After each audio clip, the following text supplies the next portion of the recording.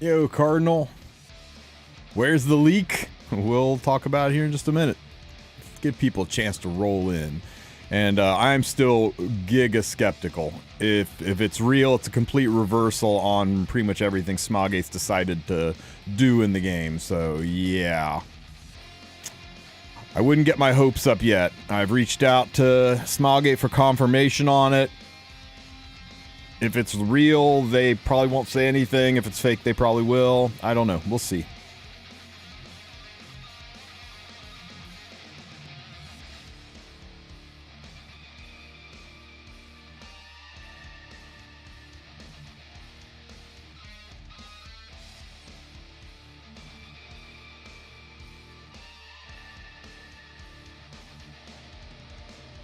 You drop that 800 Skystones to the background pack? No, I'm purposely boycotting it because it's bullshit. And Smogate should be ashamed of themselves for what they're doing at this event. It's too bad too because it's actually really nice animation. What you got here, Potato? Hot damn. Congrats, man. That's a really nice piece.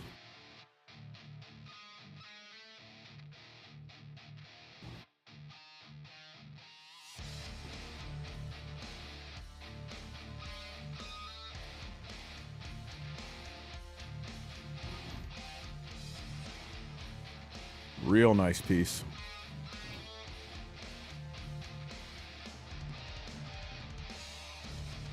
Morning, Samuel and Hundra and Master and Vet. Hopefully you guys will appear in my YouTube on my Twitch stream here any minute now.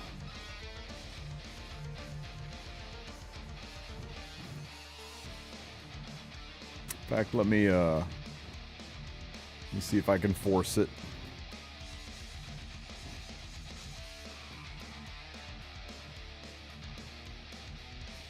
There we go. I don't know why I have to click on that link to get it to come up.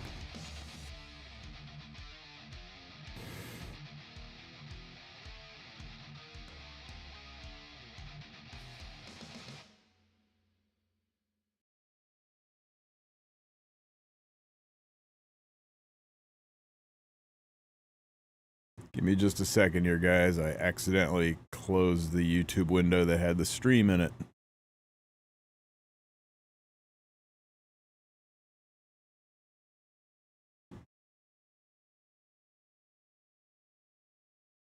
Hopefully you guys are still there. Yep, still there. Good, good, good. And pop out the chat and move that up here so I can see it. Alrighty. PC client is real smooth. Yeah, it is very smooth. The resolution's insane too. Like, I mean, look at the detail on Sermia's leg and the friggin' shading in the hair. There's just a lot of detail that isn't there on the emulators and devices. It's like watching the game in 4K for the first time.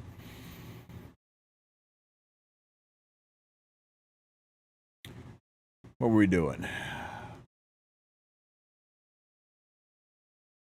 Let me do a Guild War fight or two. Are we getting our ass kicked? Oh god, Invictus, we're going to be getting our ass kicked. Oh, it's not bad. It's winnable. It's not going to be easy, but it's winnable. Good afternoon, Kato. Hey, Shio, good to see you, man.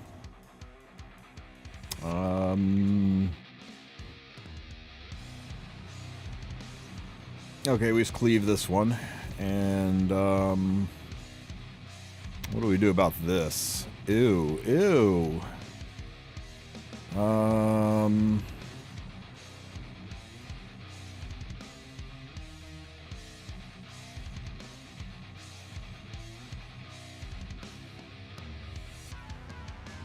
How do we survive all of this?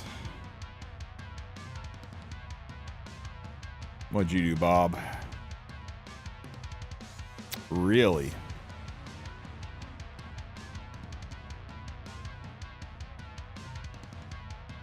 I'm not sure how you did it, but you used Pavel, so you've got my attention.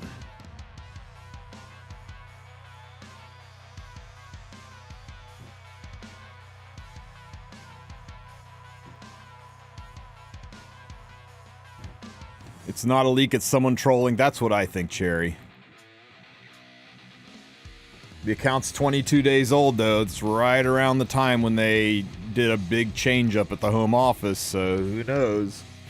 Maybe they let something slip. Yeah, I don't think so either.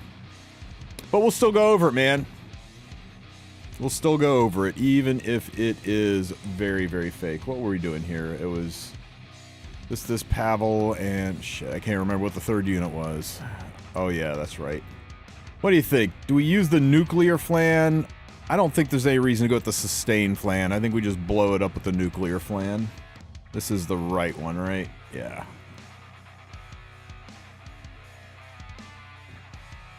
Alright, let's give it a whirl.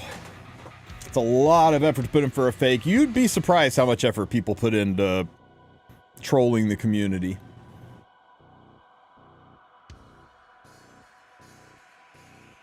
It's just such a complete reversal of Smilegate's, you know, policy that they've held to for years. I have trouble believing it's real. It'd be nice, because the whole thing is like a wish list for Epic 7 from the community. That's what makes it so unbelievable, right? Is that it is so realistic looking.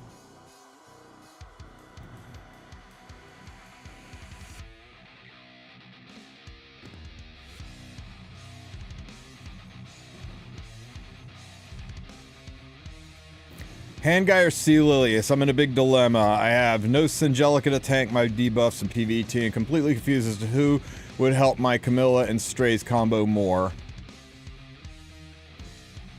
Pound for pound, Handguy is going to be a better unit than Conqueror Lilius, but both of them are really, really good.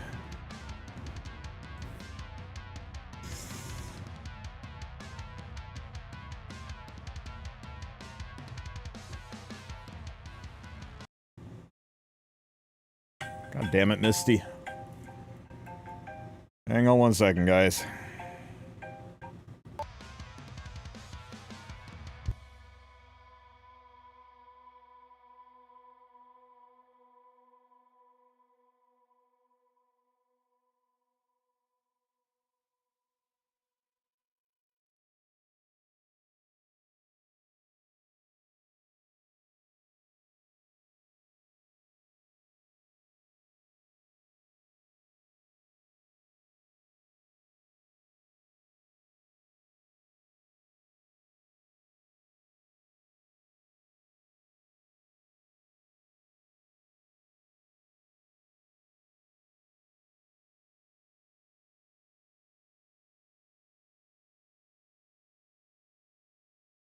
So evidently I took my, my Nakwa off of crit. Well, that was fucking brilliant. I didn't even check, I'm just so used to her having a crit neck on, but I must have moved that crit neck somewhere else. Because she didn't crit at all. What a disaster. That's what I get for not checking my gear. Yeah, if I didn't have crit, so Pavel didn't proc, so I didn't win. Inting and sprinting. Yeah, always check your teams before you push buttons. Yep. Her crit neck went away. Damn, damn, damn.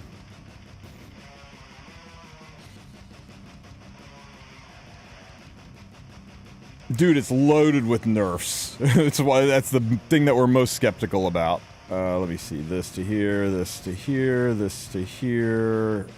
Stupid system.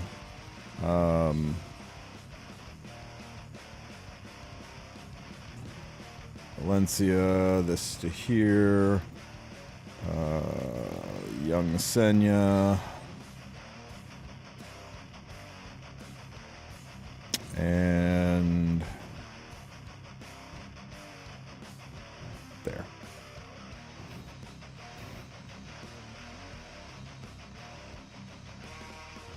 Are they going to do a special Mystic banner after this custom group summon? After this custom group summon, they'll probably do a collab, and then after the collab, that's probably going to have a hero on it that requires a Sweet Miracle. They'll do the Laya banner, and after the Laya banner, then they'll probably do the custom Mystic summon banner, rolling right into the summer event, rolling right into the World Cup ML5 unit. That'll be so good. You'll be sad you wasted all of your mystics on the custom mystic banners.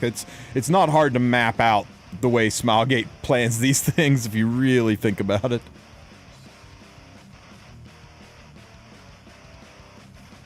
No, it's not bait. It just might not be real.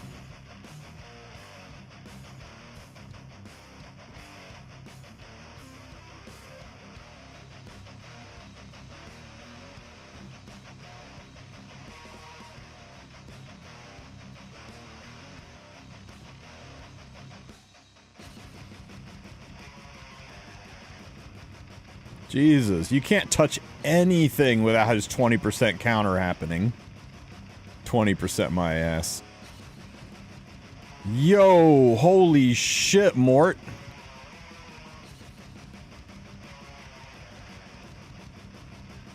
It's best kill or we are boned.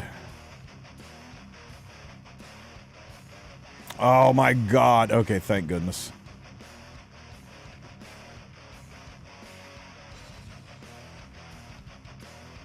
Counterattack, because Mort can't do anything without counterattacking.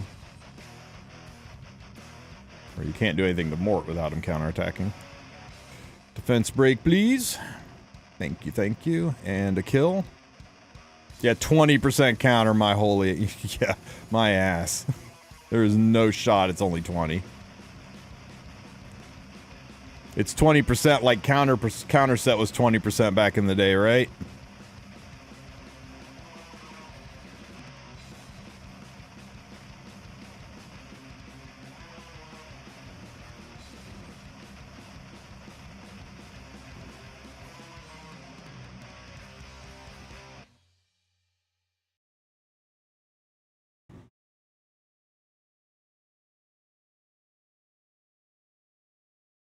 My Valencia is 20k HP, 100cc, 350 CD.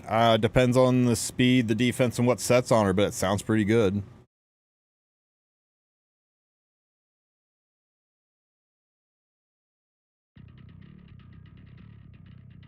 No, Azrael, we just started. As soon as I'm done with this fight, we'll jump in and take a peek. 20% with a hidden 80, isn't that right, Cherry? Holy shit, that's right. What's the leak? It's a Reddit post that claims to be a leak, so it's very likely fake, but we're going to take a peek. See what it looks like. Samsara prayer beads, huh? You're on Arius, so you'll probably die anyway. Let's get this guy hit. Spread the damage.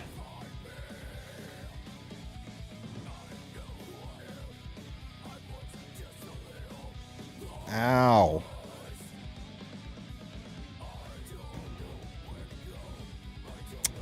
Just in case that's a 3F Crow, let's bury her up here.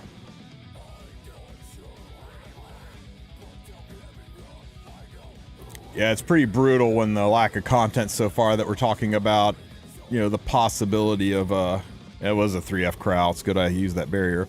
We're talking about the possibilities of a buff. I think this pop damage will kill both of them. Pop, nice. Easy game, easy game.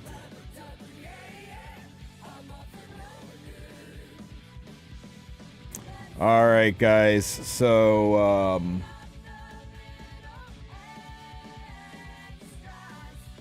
this is what we're talking about, right?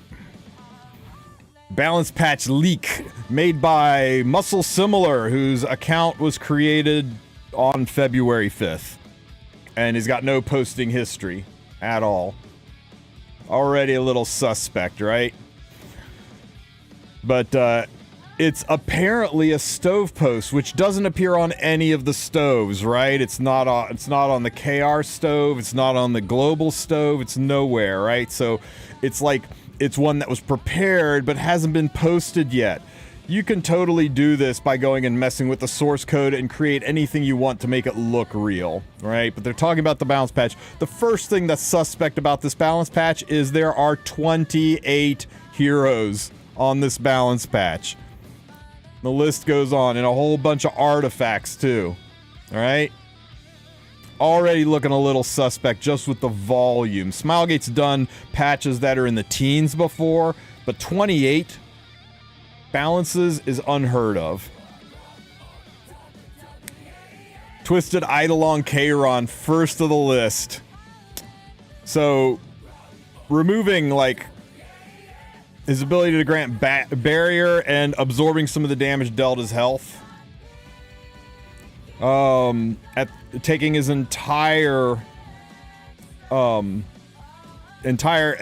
is this his S2? Yeah, his entire S2 away and replace it with when attacked, so giving him built-in damage mitigation and built-in healing, increasing his damage dealt, and changing it to an attack that targets all enemies instead of single target. After attacking on the caster's turn, grants resolution to the caster when resolution is stacked to 3, dispels all debuffs on the caster, and increases combat race by 100%. Combat race effect, and you know, that's a good point, that it's all in English, that the example one is in English, right? Resolution, unique effect, increases the caster's speed by 10% up to 30%. And then we're completely removing his S3 skill and replacing it with unleashes the power of your DMX sword before consuming all stacks of resolution, dealing 5,000 fixed damage. The resolution number stacks consumes up to a maximum of 10,000 damage, or up to a maximum of 15,000 damage. Honestly, even if they did this, I'm not sure it would change his usage. Without any kind of a cockroach passive, he's just still gonna die. Specimen says they're increasing his damage dealt and increases combat readiness. Oh wait, effect chance, 50% chance to stun. So they're giving him 100% chance stun and increasing his damage, raising his stun chances, increasing his damage. After an ally, except for the caster, uses a skill, if the enemy is stunned, increases the combat race of the caster by 20%, making it even. You know, basically make it so he, as soon as you stun something, Sez will get to take a turn and kill it. That's a little crazy, I think. But that would make Sez very playable, for sure. Desert Jewel Basar. The amount correct. Okay, so amount recovered increased proportional to the target's health and the caster's attack, so they're just changing it to the target's health and leaving his attack out of it, and they're increasing the healing, making him a better healer, giving him 100% chance to blind instead of 85% chance to blind. Did I miss an EE?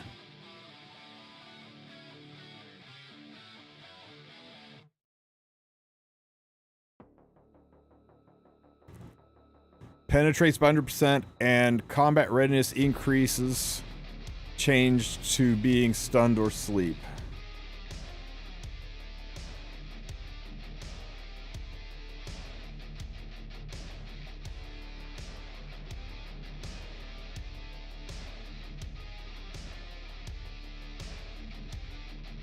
Oh, can you get this link? Sure. Mind you guys, this is very, very likely fake.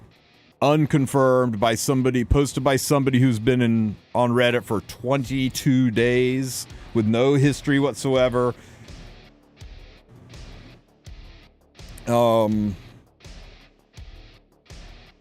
What else are they doing for Basar other than 100% blind? When the skill is available according to cooldown at the end of enemy's turn, the combat race the caster by 20%. A lot of combat readiness filling in all of these buffs. Everybody's gotten combat readiness boosts. Look at BBK. Calm down, Cassiel. We'll get there. We'll get there. When the skill is available according to 20% at the end of the first turn, grants Genius Merchant to the caster. Genius Merchant's an undispel. We all love new undispellable effects, right? Decreases damage suffered by 30%. Okay, so we just make him tankier, give him better CR pushes, and boost his healing. That's kind of exactly what Basar needs. Little Queen Charlotte. When attacking on the caster's turn, if the target is a dark element, activates the same skill as an extra attack. Damage dealt decreased, but she hits twice, guys, when it's dark. Increased critical hit chance by 15%, and critical hit resistance by 100%. And critical hit resistance by, so she can't be crit? After being attacked, increases combat rates by 15%. So she cycles faster, she can't be crit, and we're giving her bonus crit. And we're giving her, again, we are 4 for 4 now with heroes getting increased combat readiness in their kit. Whoever made this really likes giving combat readiness to the units, right, guys? Death Dealer Ray.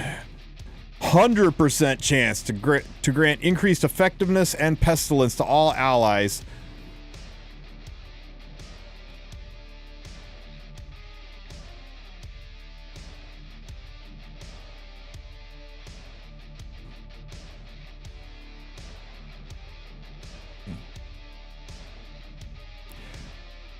How do we have 100% chance and then we can increase the effective chance?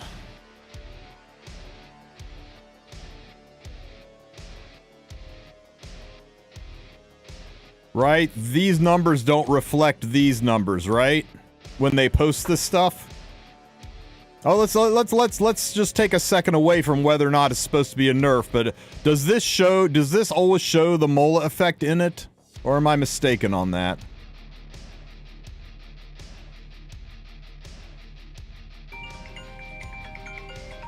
Oh, for fuck's sake. Hang on, guys.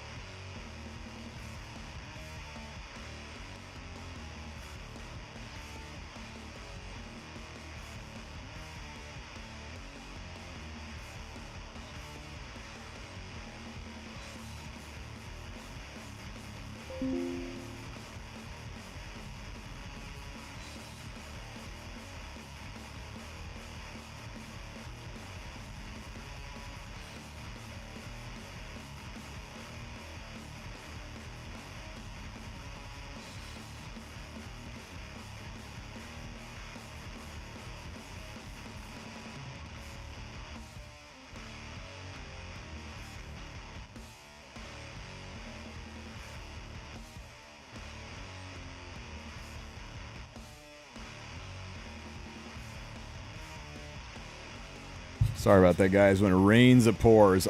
So yeah, this has a 100% chance to grant increased effectiveness and pestilence to all allies, and you can mull it up to 130% chance. That's pretty cool. That looks totally legitimate that you can mull it up to 130%. Nice. And they're taking away his chance to put people to sleep. I mean, this is such a stupid, lazy nerf that has a mistake in it that Smilegate wouldn't make. They would have said it has a 70% chance that you can mull it up to 100%.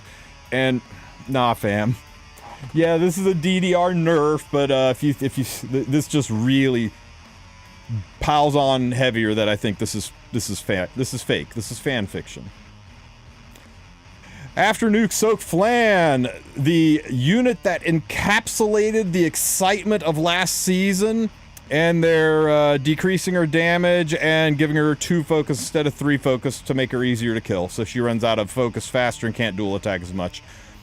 But she encapsulated the excitement of last season's RTA. Okay, guys. That would be nice, but we aren't going to see it happen. There's just no way. There's no way. Ilanov. What are they going to do to make Ilanov an actual functional unit, guys? When attacking on the caster's turn, if the enemy has injuries, uses Punish instead of Rush. So all they have to do is be injured just a little bit, like by anything, right? Alencia S3, and when she attacks on her turn, she'll always use Punish. Attacks and pierces the enemy. A successful attack deals damage equivalent to 40% of the injuries inflicted on the target. Holy shit. Damage dealt increases proportional to the caster's max health, and of course decreasing damage so she doesn't one-shot anything in the game that has injury on it. Increases max health by 10%. When attacking, inflicts injury. Severity of the injury proportional to damage dealt. Okay, sure. And we're just straight up giving her 2, 4, 5% more health. Combat is again, you know what? The past 2 are nerfs, so they don't count, but so far every single buff has involved increasing combat readiness of the caster in some way, shape, or form. Maybe if the guy didn't go to the increases combat readiness well so damn often and so heavily, 50%, 100%, maybe be a little bit more believable. I'm still saying there's no effing way, guys. But what else do we got? If it's actually happening, okay, her exclusive equipments are more combat readiness pushing, and giving her some defense buffs. Sure. Wait a minute. Increases combat readiness of the caster when using punishment. Increase the combat readiness of the caster when using repel. Okay. Ball and Cezanne, the unit everybody wanted buffed, right? So, better chance to inflict poison, which means really nothing, I guess, unless it might make him better in some abyss. And increasing the reliability to 100%. Now, Smilegate loves 15% on PvE characters. I don't think they would do this. I don't think they would take the 15% out of PvE.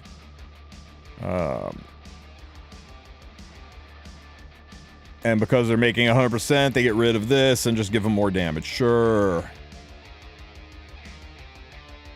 B Who asked. Soulburn ignores effect resistance. This is the first thing I've seen that looks like something Smilegate would do. They love letting you Soulburn to ignore one of the staple mechanics of the game. And reducing him to a 3-turn cooldown would make him meta, because pretty much any opener speed unit that's got a 3-turn cooldown runs things over in this game. So, oh, but that's so weird. They're splitting the difference. You can't Soulburn for a 2-turn. You just get 3-turn regardless. And we're moving to Soulburn over here for Ignore ER. I don't know. This feels really weird. I'm not feeling it, guys. Yeah, 28. 28 units. There's no effing way. It's almost twice the largest balance patch they ever had. Kane, when he's enraged versus when he is buffed. Okay. And, We're getting rid of vampirism, and we're changing it to dispels all debuffs from the caster, grants immortality for 1 turn, before acting Feast of Perdition against the enemy target. When the enemy is defeated or... Yeah, if this is real, it's still stupid, right? I mean, all this happens before activating the skill that gives him Gab.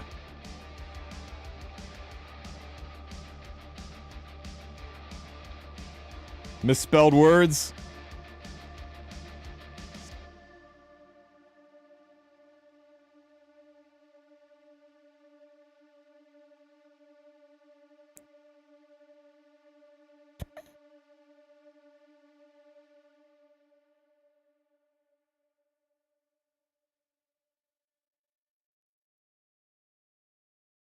Damage dealt increases. Proportional. Proportional? That actually... I don't know, guys.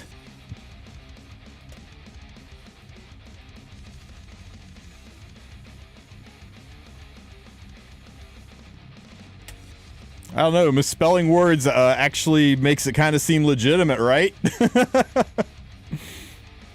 Did they beta test this in advance? I don't know. You're talking about the troll who created this and fanficked it up on Reddit. Did he test it? I don't know. I don't know if he went to a lot of effort to make this. I'm not sure if he'd go to the effort to create his own Epic 7-like game to test his fake post, but we'll see. I don't know, guys. I still think this is not legitimate. There's too many red flags, right? Having a skill that you can mull up to 130% chance, having misspelled words, incredibly lazy buffs, every single unit well, not all, but like 90% of the units so far we've seen have gotten combat readiness boosts. Tywin. If there's not something in here that says Tywin will legitimately always hit the target, then I'm out. It's so annoying because you know his voice line, right? I will never miss, and then he misses everything. When dispelling the target's buff, recovers some of the caster's health. Well, that's weird, but okay. At the end of an enemy's turn, as opposed to... Okay, immune to debuffs that prevent movement. When the ally attacks, the back row prevents move the enemy's turn. Activates commanding shout. The dispels all debuffs from the caster and the ally in the back row, grants me for 2 turns. Nah, nothing in here says he'll never miss. Dispels all the debuffs from the caster and the ally in the back row before granting immunity and barrier for 2 turns.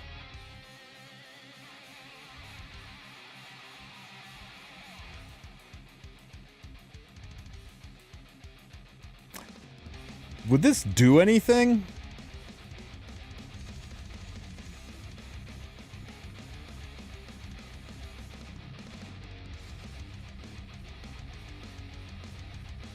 I mean, would this really change his usage?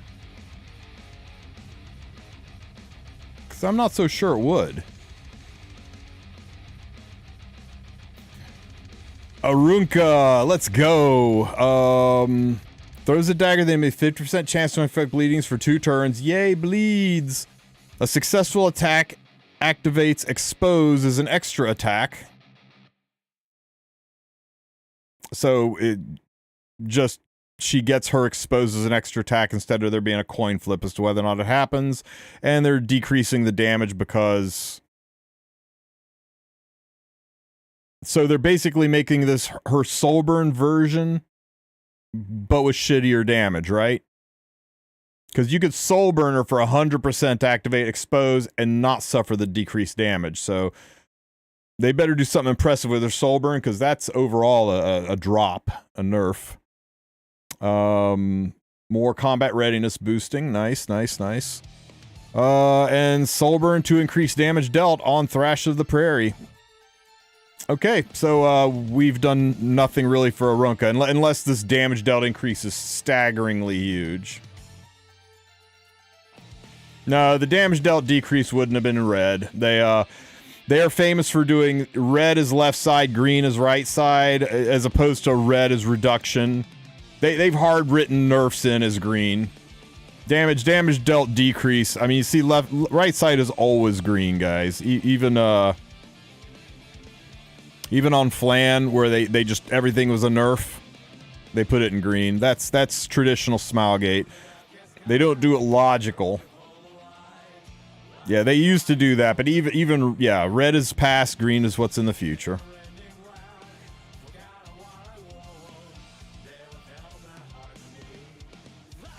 And they changed their EE. Increase damage dealt by Thrasher Prey by 10% to before attacking, increase the attack of the caster for 1. So instead of increasing damage dealt by 10%, they're giving her a 50% attack boost. Sure, why not? Charles, are our postures about to be corrected?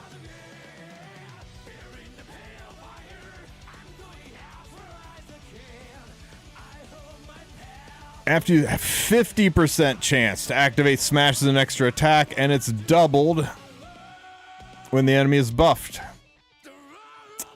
So instead of 25-50, it's now 50 and 100. And damage dealt increases proportional to the caster's max health. So we're making him an HP scaler, which, let's be real, the main reason Charles isn't used anymore is he's an attack scaling knight, and there are no good attack scaling knights that don't have giga insane kits, right? All DPS knights that are decent are HP scaling. Like, I think, you know, unless you start talking about things like, you know, Landy, right? Yeah, and Landy's not good. I mean, she's barely functional in a modern meta. She was only good before because you were on a countdown timer for her to throw her boat, which just wiped your whole team.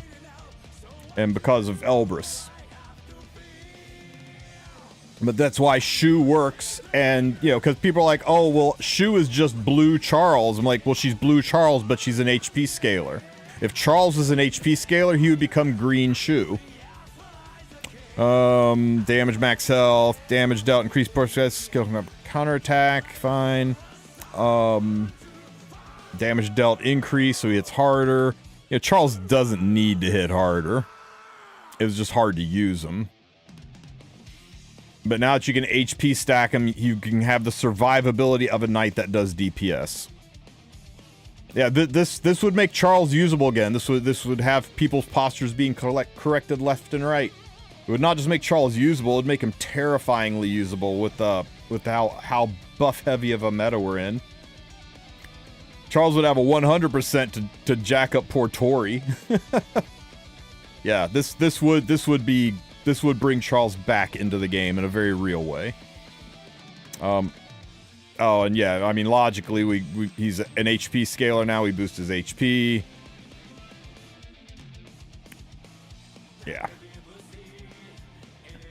Oops. What other lunacy do we have? Lidica! Is Lidica finally going to be meta? Oh, hell, what was his name? The guy who was, like, obsessed with Lidica. Shit. Come on, somebody say his name. No, further back than Deity. One of the OG content creators. It'll come to me in a minute. Anyway. Lidica. Okay, so, attacks all enemies, dispelling 1 buff. With a 100% chance to decrease hit chance and make them unhealable for 2 turns. And we get an extra turn, so this skill, which was kind of not so good, suddenly you're going to be able to use it because it gets an extra turn. 3-turn skill down to a 4-turn skill cooldown is the same thing. Damone Kim, thank you, Zeophyte. Yes, the prophet Damone Kim, who was sure that Lidica was going to be the best unit in the game. Oh my god, is he finally right? Is the prophecy of Damone Kim finally coming to fruition on Lidica? Oh, and she's got a stun now. Instead of just slowing the unit, she freaking crowd controls them. Throw them to the back of the line and make them stunned, so by the time they get to the front of the line, they go to the back of the line again because they were stunned. Wow. People would actually be able to cook with this, like, big time. You can take somebody out of the fight for 2 whole-ass turns by putting them to the back of the line and then having them stunned at the back of the line. If you don't cleanse it, they go all the way to the front, get unstunned, go all the way to the back again. That would be nuts. Grants extra turns. Wait, what? Oh, wait, this is Brigida. I thought these were EEs. Brigida. What do we got for Brigida? Dispels 2 debuffs and increases the target's resource. And we're giving her resource reduction. Block and resource reduction. Extra turn. So you can block 1 unit, take an extra turn, and then cut resource reduction in half. And we're reducing her cooldown to 4, and this reduces it to 3. So we're taking 2 cooldowns off of her block skill. This is insane. Oh, wait. Increases the target's resources by 50%. Dispels 2 debuffs for an ally. And oh my god, no. I misread this. This isn't resource reduction. This is resource increase. This is you block a unit, get an extra turn, and then max out the resources on your unit. Holy shit. And this has got a 3-turn cooldown on it now because of the extra turn. Hey, you know what? I'm the one that said buff redhead, so yeah, this, you could do some shit with Brigida now. You could lock down teams. Brigida and Lidica together? Yikes. Young Senya. So, triggers a dual attack from random allies, so she can only dual attack with Earth allies.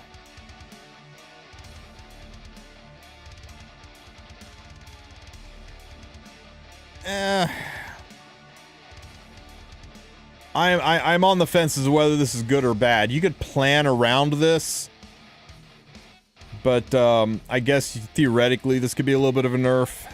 And a successful attack deals damage. Okay, so they're lowering her. They're lowering the damage from help.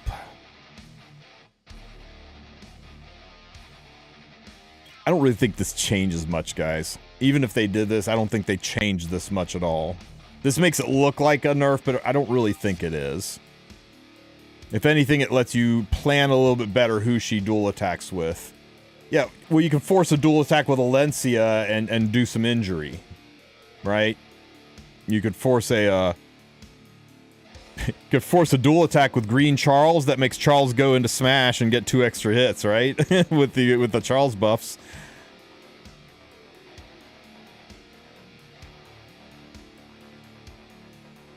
Yo, is that it? Did we go through all of them that fast?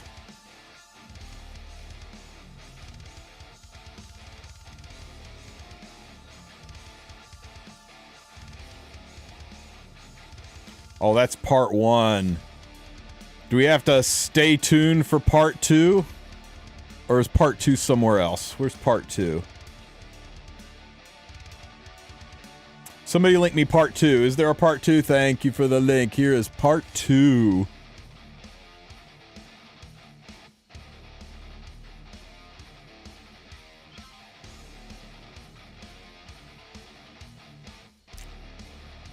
All right, part 2 is extra juicy. Bloodblade Corinne. Stat increases decrease. The sentence stat increases decreased is a very Smilegate sentence. I'll give him that. Attacks all enemies sacrificing 20% of the caster's health, and now she sacrifices 30%. So with lower health, she would hit harder, but we're decreasing her damage, so this does nothing. This is a push. And I mean, it's just a straight up, I mean, depending on how much the damage is decreased versus how much the scaling is on the 30%, this is kind of a push, but they're lowering her stat increases, so yeah. I'm positive we're nerfing BBK. Check the account. We already checked the account. It's 25 days old, or 22 days old, and it's never posted before. Which, I will be straight with you guys, 22 days ago is about when they had a big changeover of staffing at Smilegate, when CMs got fired, replaced by other people. They had a lot of internal changes. They moved stuff a lot to the home office. So it's right around the time when that could be, you know, the you know, these changes could have been floated around, but they also did this survey and it's still out there. They haven't had time to review and collect all of our answers from the survey to gauge what the community wants. You think they're going to dive in with this massive of a change before they even see what the community is asking for? I don't know. Celestial Mercedes, poor Celestial Mercedes. Oh my God, increases the combat readiness, more combat readiness increases. We love to see it. And we're boosting her damage. When an enemy is defeated, grants an extra attack with the same skill. It's like Vivian's S2. You kill something, she goes again. And we're reducing the cooldown and increasing her damage. We're making freaking Meru a beast. Oh my God. More 25%. Wait. More combat readiness increases according to the number of critical hits made. If she crits 4 things, she just takes another turn. Increases the attack of the caster for 2 turns too, so she's just going to be that much more likely to kill shit. Yeah, that's crazy. Meru would become one of the best PvE farming units in the game. Wild. Wait, was there anything else at the bottom of the page? Nope. Shuri. Delivers a critical hit and focus combat rays of all allies instead of all allies except the caster. So he CR pushes himself too so that he can do more CR pushes. Whoever this guy is, he loves putting the combat readiness into stuff. Attacks all enemies, decreasing combat readiness by 10% 4 times. Decreases combat readiness by 10% 4 times before inflicting poison. Decreases so what? It's like four effect resistance checks. That's weird. Maybe this is maybe this is somehow. I mean, why not just? I guess it's the same. 50% chance to decrease combat readiness by 20% 4 times. Which would be statistically the same as a 100% chance to do it by 10% 4 times. So other than the inflicting poison, there's no real difference here, right? Other than the coin toss at the beginning to have the effect happen versus the effect just happening, but to a lesser extent. Yeah, it's a 100% chance for half of the effect versus, or 50% chance for twice the effect, 100% chance for half the effect. It increases the stability of it, and I guess it would make him make more sense, especially used with like Teiyu, right? Shoots a power for the 50%, 25% per hit. Oh, per target hit. Attacks all enemies before restricting for 2 turns. Increases combat readiness to caster. And increase combat. Okay, so they're changing this from an AoE that gives him a 50% CR push to an AoE that gives him a 100% CR push. And it's per target hit, not per crit made. It's just, unless you evade, he's going to get to go again. So they're giving him an extra turn on Event Horizon, effectively. And,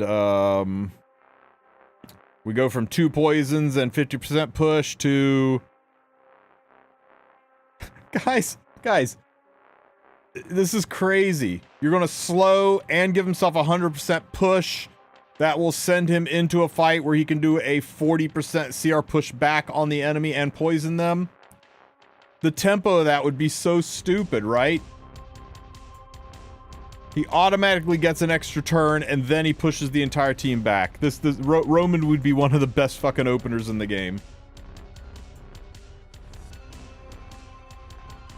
And sure, we'll give him 50% free effectiveness for 2 turns when he uses the skill that pushes things back.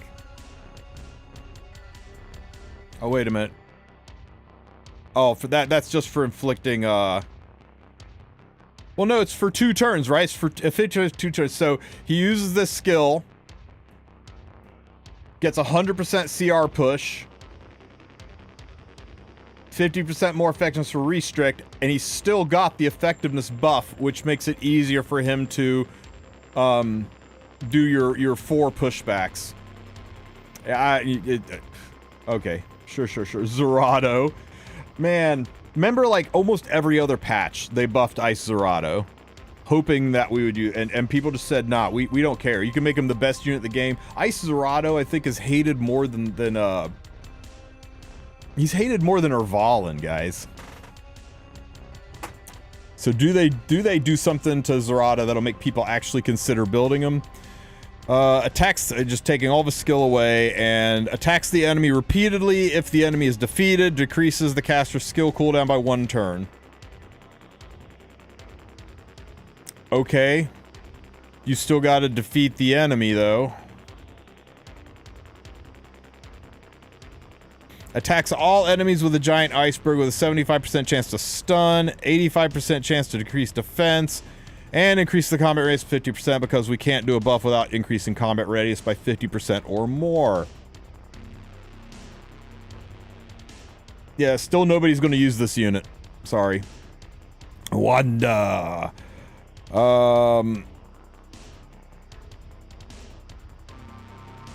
Has a 100% chance to target a random enemy for 2 turns at the beginning of each turn. Has a 100% chance to target the enemy for 2 turns before attacking.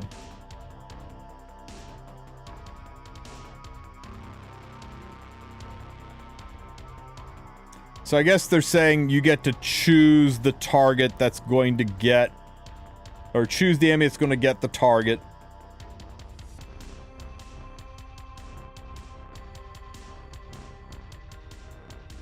Yes, that's all it is. It's not random anymore. By clicking on the target, by clicking on the enemy, they'll get target, and it will happen before the attack. And it's going to, it'll penetrate evasion. It'll be like the way seal works, right? When you click it, the seal appears, and then the attack goes through. And it'll penetrate evasion and all that jazz because it applies before the attack. Attacks the enemy's vital points, decreasing buff duration of the target by 1 turn with a 100% chance. Okay, so they basically just gave away to strip immunity. I mean, they're just making her more Specimen Says friendly, I guess, with this decreased buff duration.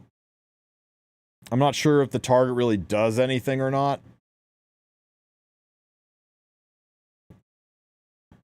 Oh wait, that's normal Wanda, all-rounder Wanda. Ah, we were looking at regular Wanda, specialty change Wanda. It's going to have basically all the same shit, but, let me see. Has a 100% chance to target the enemy for 2 turns. Sure.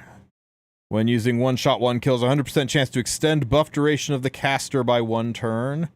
Has a 100% chance to inflict resource reduction on the target by 40% when using weak point on the caster's turn. And increase hit chance of the caster by 70%, so she gets to penetrate evasion now. It has been one of those days, guys.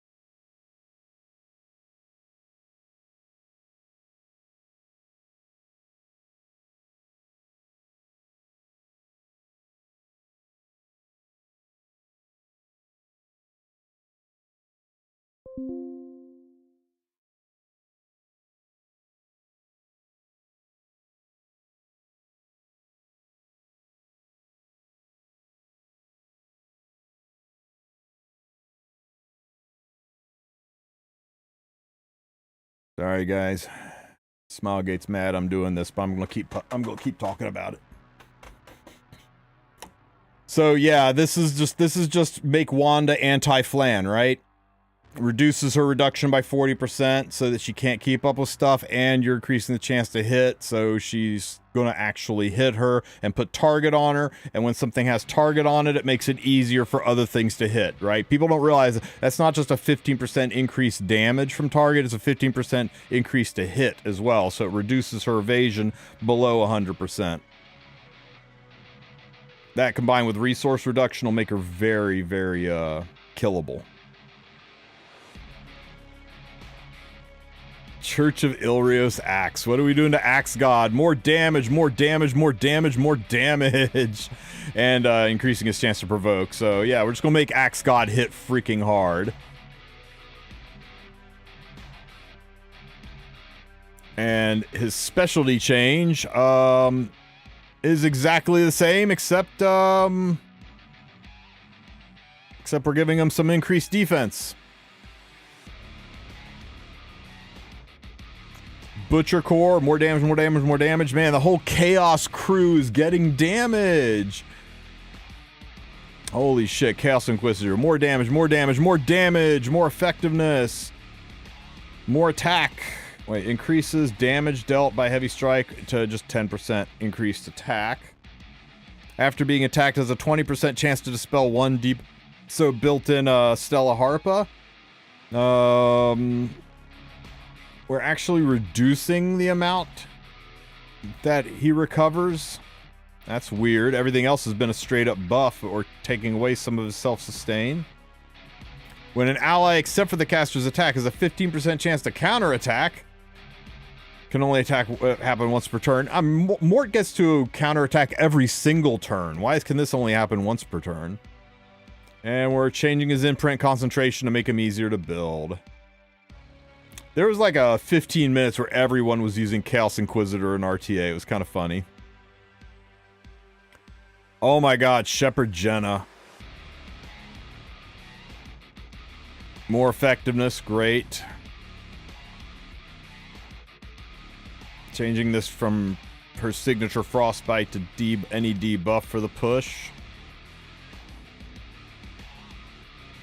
After using Punishing Light, has a 100% chance to decrease hit chance for one turn. Wow. This is useless.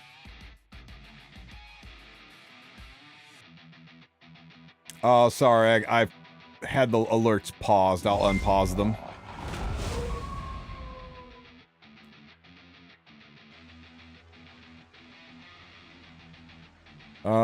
Okay. Artifact changes. Wow, Stella Harper dispels 2 debuffs now. Yo, Tristen and chat.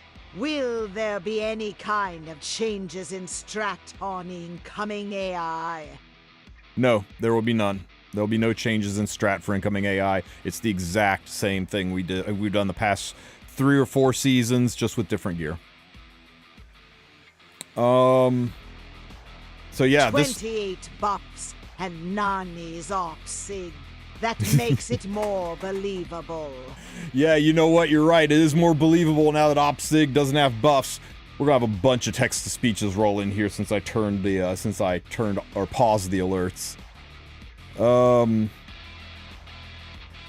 This would make Stella insane. Guide to a decision. This is what happens when you don't give us content, Smilegate. We start fantasy booking our own balance patches. Isn't that true? Like, when there's no content, we've got to fanfic our own content to talk about it? Man.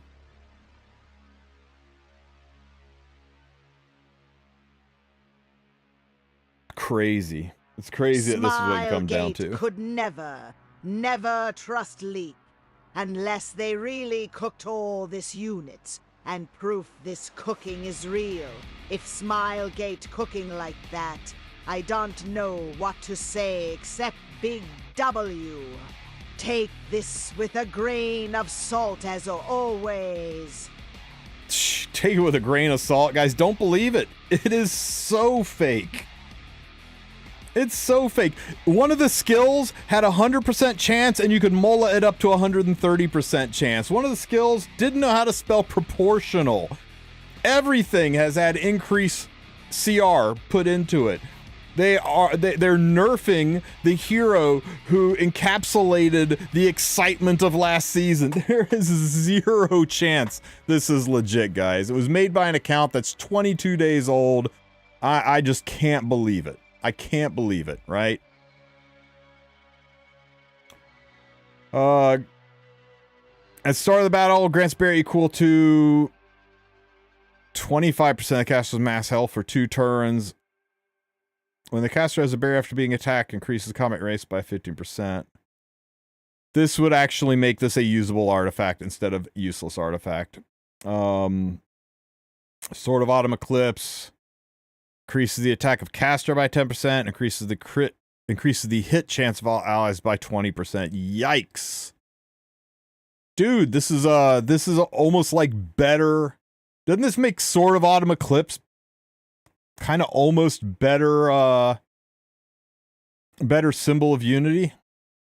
Right? You get less damage on the main unit, but everybody gets hit chance. Everybody can ignore the evasion artifacts. This artifact is crazy. Holy shit, this is busted. Santa Muerte, the artifact that most people don't even know exists. Increases effectiveness. After attacking with a single chance, there's a 48% to inflict vampiric touch on the target for 2 turns.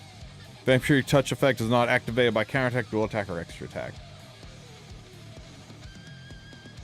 Might be nice in like some PvE stuff where you can't really take a Soul Weaver. Balthez's Orbiculum. When an attacked, if expected damage suffered is equal to 20% more of the max health, decreases damage suffered by 20%.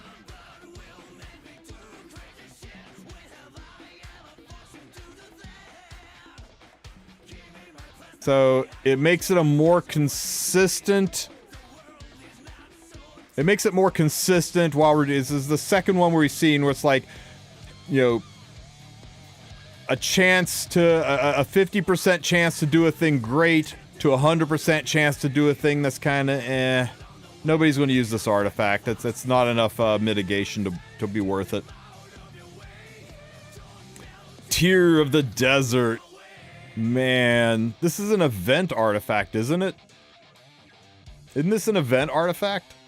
Like a 3-star? Increases the attack and effectiveness of the caster by 5 to 10%. Oh, and it stacks. So this could be 30% increased attack. Oh, it's a Hall of Trials one. 30% increased attack and 30% increased effectiveness. Ain't no way they would turn this garbage artifact into something that everybody's going to have multiples of. Ain't no way. Oh my god, is there a part 3 to this, or is that it? Nope, that's it looks like.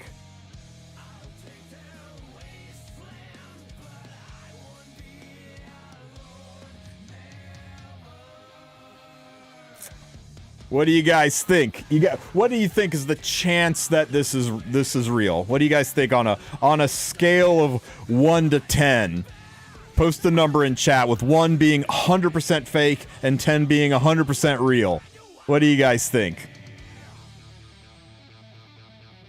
0, 0, 10, 10. Jibong's like, nah, man, nah, this is real. Almighty's hedging in at 5. 1, 2, 3, 1. Of time they spent on making this fake. Minus 50. 0.1. 2. Yeah, most of you guys are kind of in the same ballpark I'm in. I don't think this is real. There's so many things, right? There's so many things. It's not translated from Korean, right? That automatically throws suspicion on it. Most of the leaks are translated. It's got some weird eccentricities in it, like this one here, where the skill can be 130% chance after you mola it.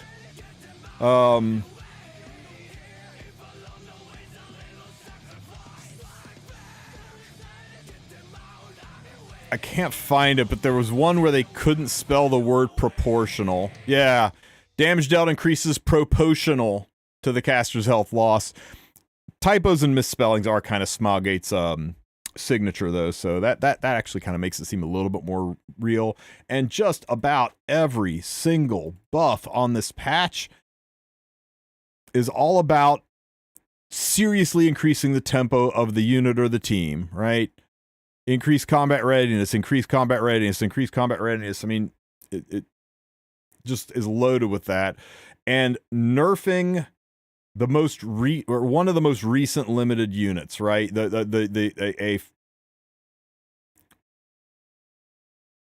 know, when they haven't even come out with a lot of stuff that tries to answer this unit yet. So just straight up nerfing it, even though this is one of the 2 most asked for nerfs in the game.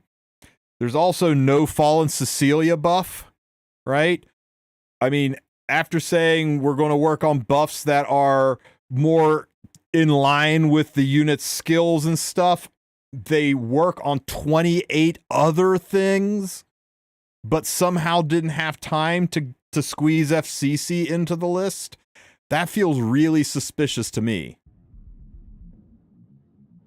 And, yeah. The fact that this thing is loaded with nerfs. And of all of the units in here that are being nerfed, not a single one of them is named Harsetti. Doesn't that seem a little odd to you? That they would nerf the number 2 and number 3 pain in the ass units, but not the number 1 pain in the ass unit. Yeah, I don't buy it, guys. But anyway, let me know what you guys think, and I'll put a link in the description of the video for part 1 and part 2 of this leak. I strongly recommend that you pay it only little mind, discuss it with your friends as a what if to enjoy it. But it's the chances of this being real are, I think, less than 5% chance of being real.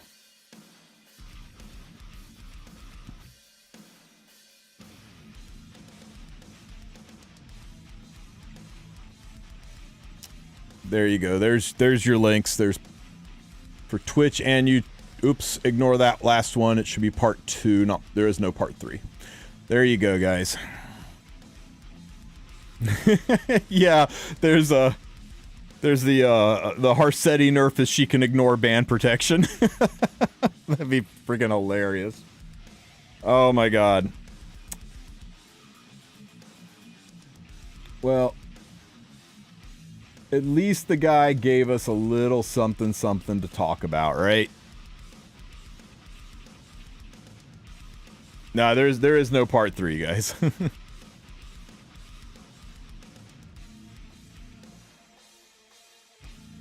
Yo, Tristen, I have 70 coins in the ML shop. Should I get ML Rat or ML Kron? Or ML Crow? Or just wait for an evergreen unit like Zeo Rebellion? I think you should. I mean, if you can build a good Rat, I think Rat's probably one of the best units in the game right now, especially if you have ML Para. ML Para and ML Rat together are, you know, just absolutely devastating. I think you pick up a Shoe. Shoe is really good right now.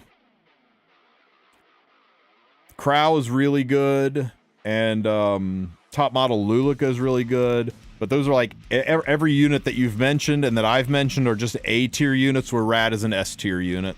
Plain and simple. If you plan on doing any kind of RTA. Now, if you don't plan on doing any kind of RTA at all, you're just an arena, Guild War, PvE player, then you can kind of skip Rat. Part 3.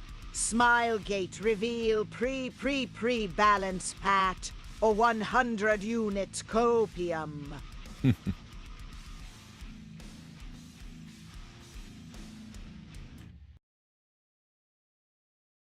Oh, Tristen, I got Dragon King last night. What team does she work well with? Make-A-Wish Sharoon? Congratulations. She works pretty well into DDR, and that's about it. If you really want to know how to play her well, talk to Shu. Shu absolutely loves that unit. I dislike that unit passionately. What have you got here for me? Shadow. Holy defense! Mother of God, those boots. How could you change that to attack and not percent defense just to go like full on meme? Or I mean flat defense. I'd change that attack to flat defense just for the memes, but holy crap, man. It is so rare to see 50% on anything. Seeing 50%. Oh, I'm not showing it, am I? Here you go, guys. Hang on. There you go. What do you think? I think you should change the percent attack to flat defense just to go full nuclear tank. Man, that's crazy. Seeing 50% plus on anything is like seeing 25 speed, right? Because if you think at 25 speed is 50 gear score, and you're staring at 52 gear score right there. Did I buy the new lobby animation? Absolutely not. I'm boycotting it. I think it's atrocious what they're charging for it. Which is sad, because I really like it. It looks really good.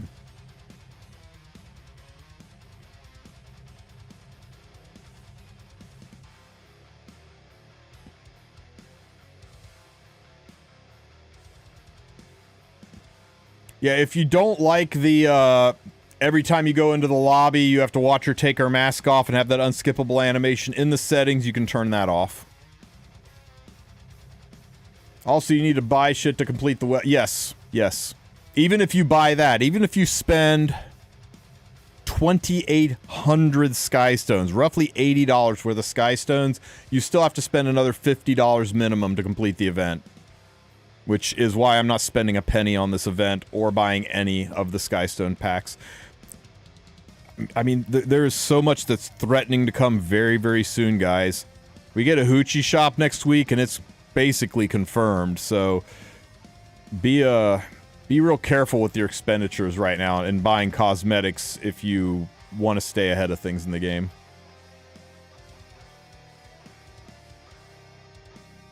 Oh, yeah, Volk, you pushed the button without looking at the number.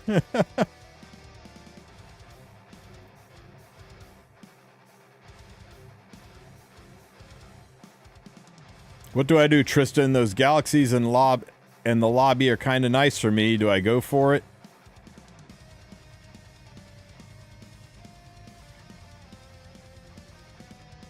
Yeah, just spend it all, man. Just buy everything. It's totally worth it, man. Let me show you what I've bought recently.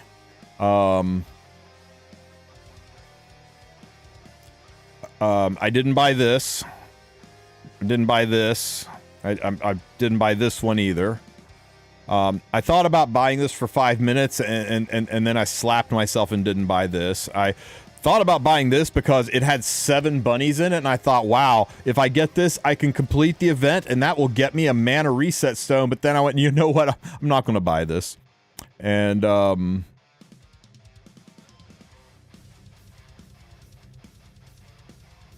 didn't get this.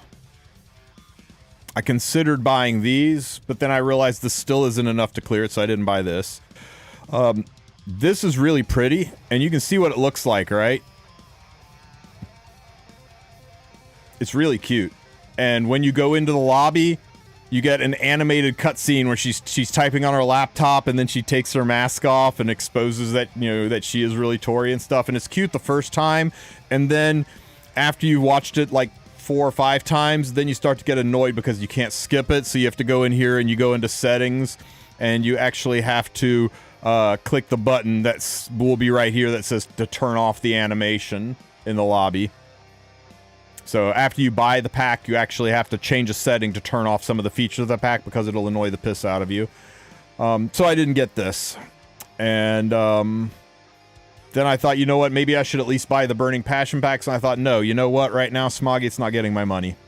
Because I think what they're doing with this event is scummy. I think what they're doing with the cosmetic sets a bad precedent. So I'm voting with my feet. But if you guys have the money and you guys like it and you guys want to enjoy it then you get what you want to get. Don't let me be a grumpy bastard telling you not to spend stuff. I'm just telling you my thoughts.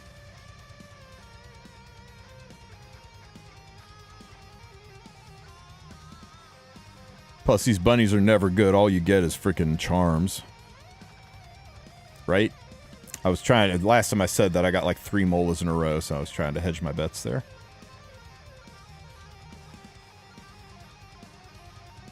1.8 Skystone for that pack is what? Isn't it, though, Comet? They're basically saying, here is... Here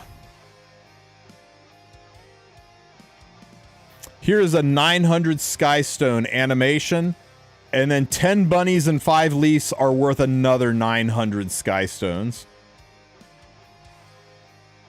That are the same because this has a little animated cutscene that you will turn off within a few weeks after you've seen it for the 10,000th time. Nah. There's no shot.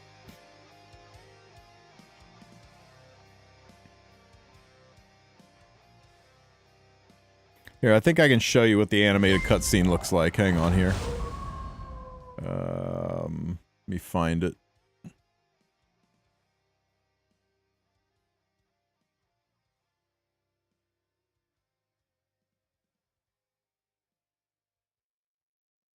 Was it this? Okay. Well, I need so time. I need go time ahead and go ahead and change the.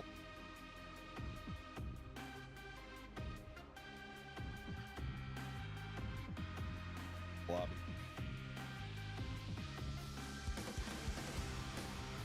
Yeah, here you go. This is what it looks like, guys.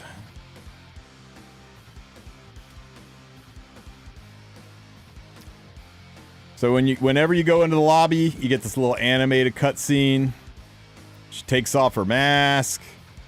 And surprise, it's really Tori. It's been Tori all along. You had no idea, did you? And it's cute, right? That you know, she has this little animation and everything. It's really nice. But after you watch this literally unskippable cutscene for the 50th time, you will go into settings and you will turn it off.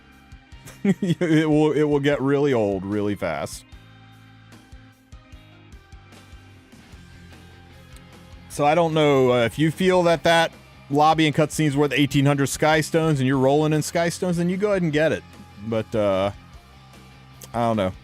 I don't think it's worth 1,800 Skystones, and I don't like that Smoggate may be setting a precedent to increase the value of these skins that much right before right in the middle of a custom group summon, right before likely a collab, right before, rolling into summer units, rolling into more limited units centered around summer reruns, and then diving into World Cup. It's a lot, and spending 1,800 a pop like that, you're going to run out of Skystones really fast, and then you're going to feel the pinch. Like, do I have to spend to play this game now? In Blue Archive, those are free. Well, yeah, but that's Blue Archive. Is Blue Archive Epic 7? No. Epic 7 is Epic 7.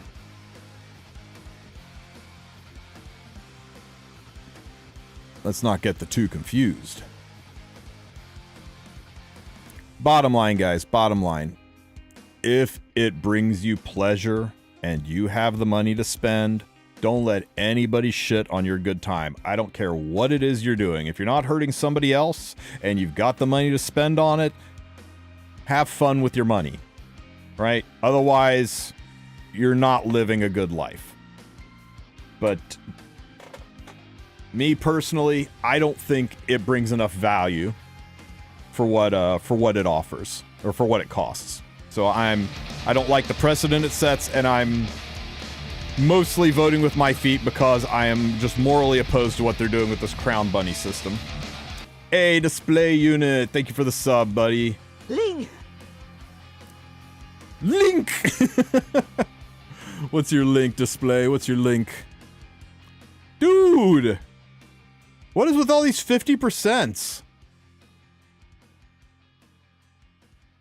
What the hell? Man, do I have anything that's that high? I don't know if I do or not.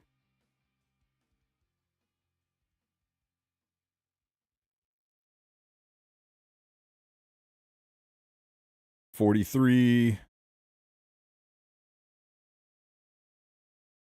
There's got to be a faster way to you know what? There's a faster way to check this. Hey, Fribbles.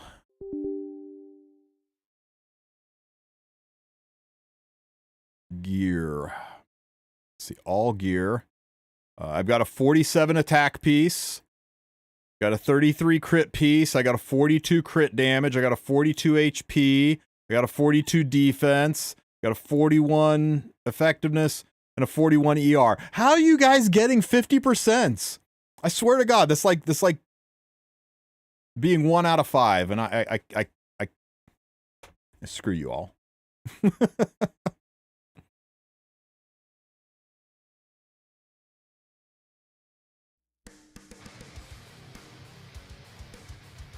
Sorry about the screw you all thing. I'm trying to be better. I'm trying to be happy for people when they get things, even when I don't have it.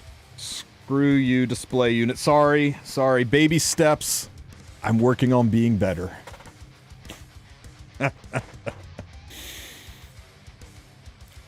Hey, Wolf and Roses, I missed your sub yesterday, buddy. Thank you so much for the 6 months. Was it 6 months? For the 8 months. And Mario Tech, thank you for the sub too, buddy. I wasn't planning on spending for the bunnies, but is there enough time to get the Galaxy bookmark rewards without spending? Galaxy bookmarks. If you don't spend at all, the most you can get is 56. You can't get the Galaxies. 56. If you buy the 1,000 Skystone, 100 Skystone a pop, 10 bunnies, that'll get you up to 66, and that'll get you the first one. If you buy the 1,000 Skystone bunnies and the 1,800 Skystone lobby pack, that will get you up to 76, which will get you all of these, and you'll be four short of this one. The only way you can get the 81 is to spend actual money, $50. Unless sometime over the next week they come up with a way to give us more bunnies. So yeah, you got to spend 1,000 Skystones to get here, and then you got to spend another 1,800 Skystones to get here. Otherwise, you don't get anything past 58, right? It's 2 a day for 24 or for it's 2 a day for 4 weeks. That's 28. That's 56. Yeah, 56 is all you can get if you don't miss a single day. If you log in every single day and you get your 2 every single day, you'll get to 56. That means this is as far as I get. I miss out on my 3 Mola and 15 Galaxies because I'm not buying their incredibly overpriced Skystone packs, and I'm certainly not spending shit tons of money on the existing packs just to get a little bit of resources. They can bite my shiny metal ass. But hey, you guys do you. If you bought the 1K one, then you can get to that first Mola Galaxy reward. But the second one, you're going to have to either buy the $1,800 one, or you're going to have to come in, because you'll be at 56. And at 56, you can come in here and buy the cheapest one, looks like, with bunnies. That one's $100. 56, 62. If you buy a $50 pack. Yeah, either of these $50 packs, you will be able to get the second one. So 1,800 Skystones. So if you don't want to spend the 1,800 Skystones, you can drop $50 instead. How much does 1,800 Skystones cost? Oh, coincidentally, it costs $50. So yeah, either way, they're soaking you for $50. Either $50 worth of in-game currency or 50 actual dollars to get that, to get to this right here. You want this one right here? You have to spend another $50. It's $100 $100 and 1,000 sky stones to complete this event. Madness.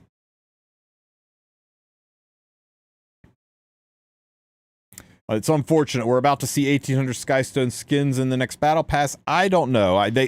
They may be saying, hey, because we're giving you these bunnies and leaves, and also the skin has this cool animated scene. You know, we actually put animation in the skin or in the lobby theme. They may think it's worth 1,800. My issue is, while the animation's cool, right? I mean, this is pretty cool. We've never had lobby animation that when you go to your lobby, there's an animated cutscene. And, you know, she constantly talks to you and says things. That's really nice. But it'll get played out really freaking fast. I don't care how good it is. After you've watched it for the 1,000th time, you're going to wind up going into settings and turning that shit off. There'll be a button right here to turn it off, by the way.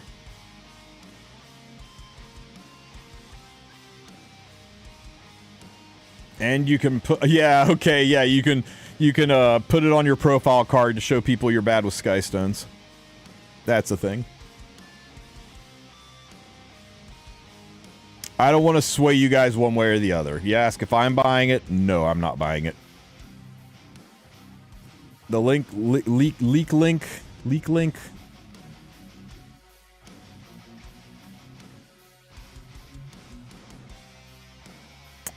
Where were you? Are you on Twitch? Okay, so there's leak link number 1 and leak link number 2. And remember, 99% likely that is fake as hell.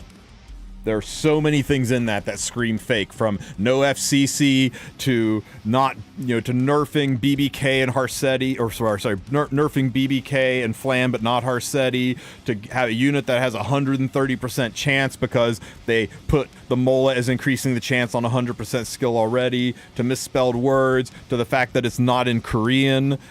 There are so many things about that scream, this is fan fiction, but you know what? It was fun fan fiction, so go ahead and enjoy that. Speaking of balance patches, when is the next one due? 8 weeks from the last one.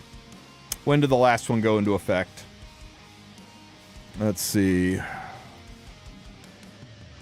Stove here.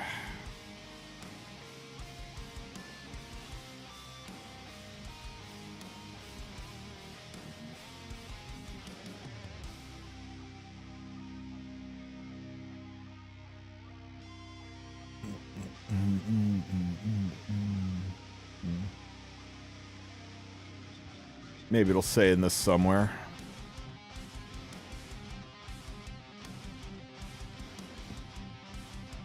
After the Balance Adjust preview was on the 12th, so it was on the 12th, so let's just go up here and Google 8 weeks from Feb 12. April 9th, 10th, around April 11th should be the next bounce patch. So right around the end of March would be the next bounce patch announcement.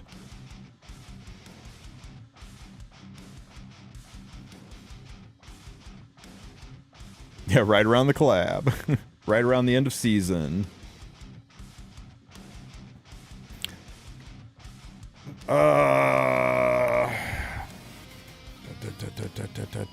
Yeah, let's just murder this team. Ooh, she makes things a little tricky. Any better options? This looks doable.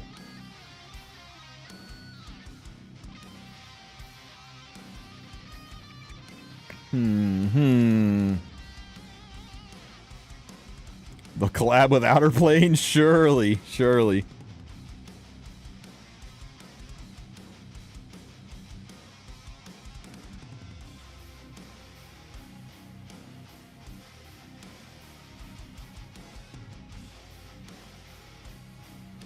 I think we can cleave it. I think we can.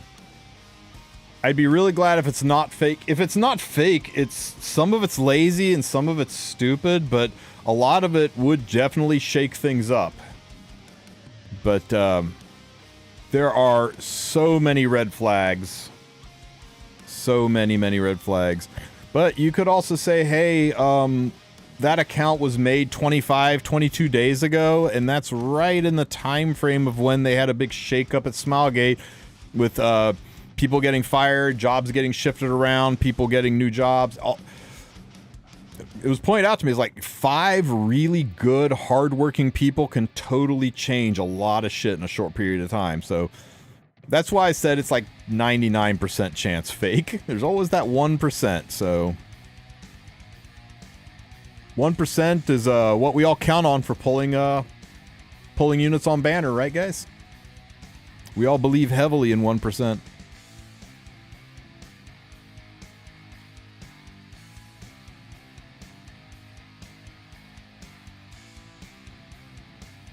Imagine Smilegate yoink the all patch. Poof.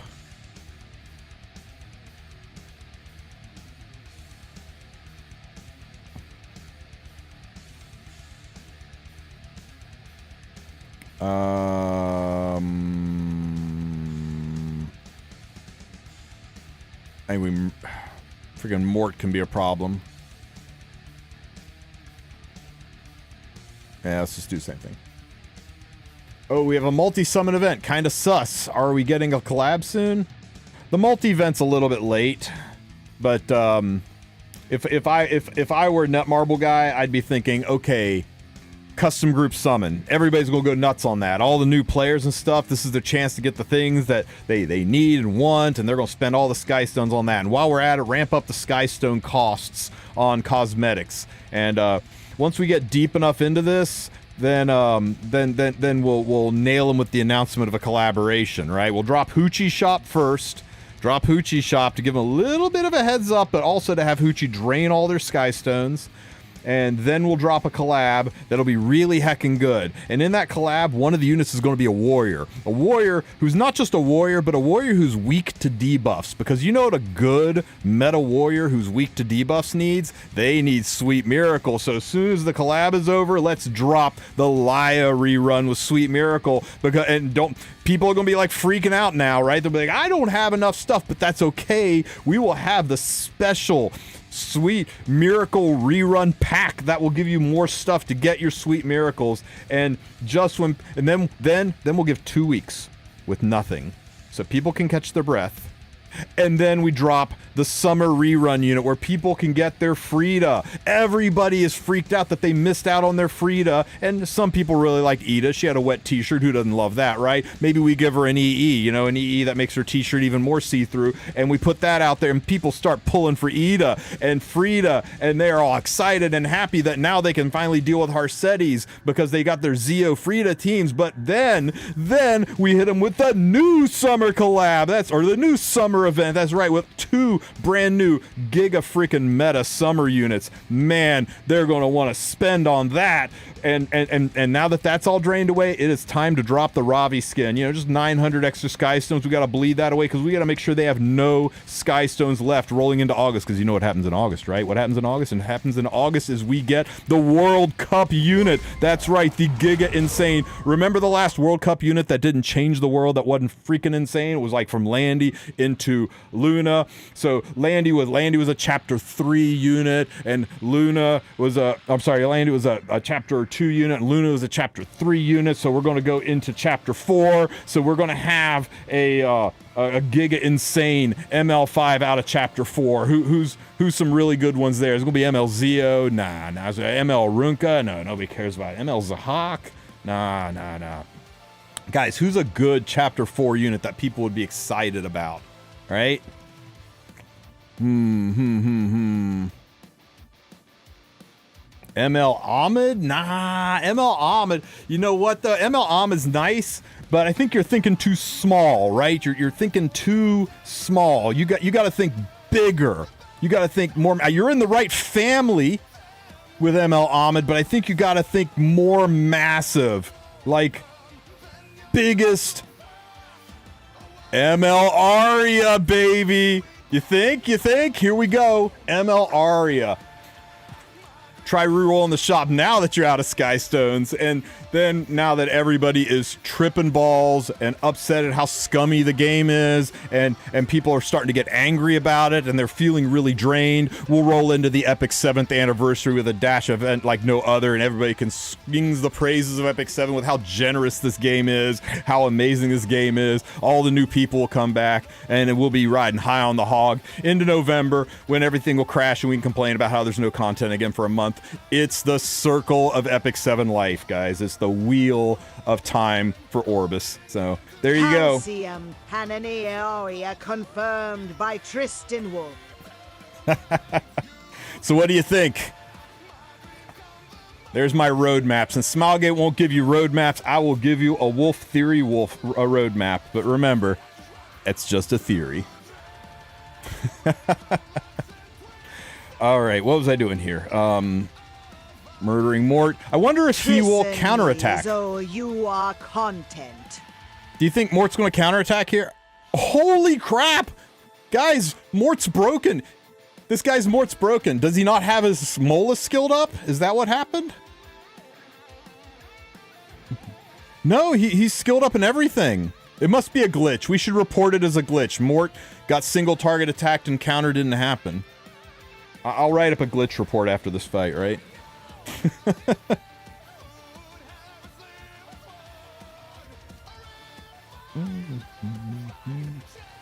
Bam, bam.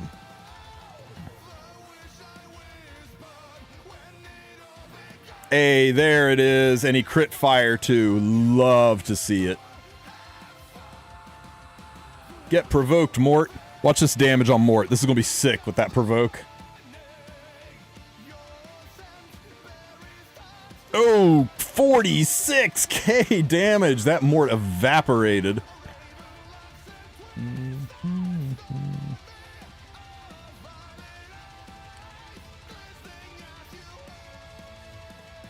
Everyone say bye, Harsetti.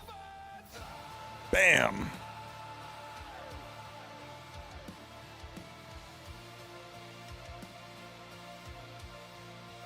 The last few World Cup units were MLs of limited units, though, right? But the last few were also on chapters, so makes you wonder, are they going to stick with the limited pattern? They already kind of made DN the face of the first World Cup.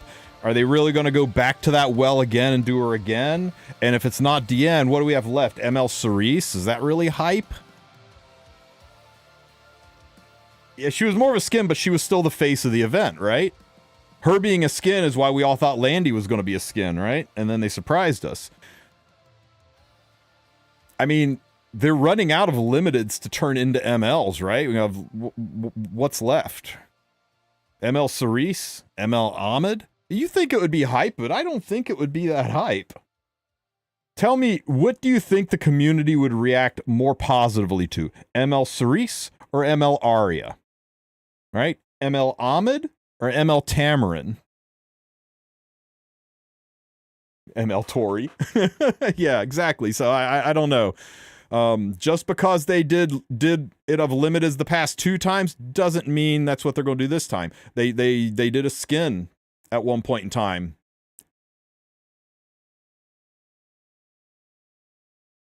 What they did in the past always gives a hint. How long will it take me to get a 30,000 horsepower Mort? A 30,000 horsepower Mort? 30k HP. That's great. 30,000 horsepower Mort. That's Mort on the motorcycle with Payra there.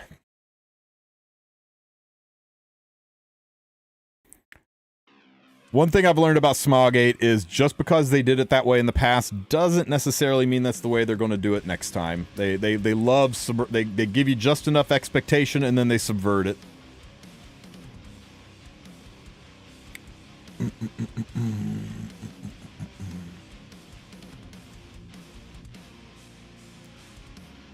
Let's set this team on fire.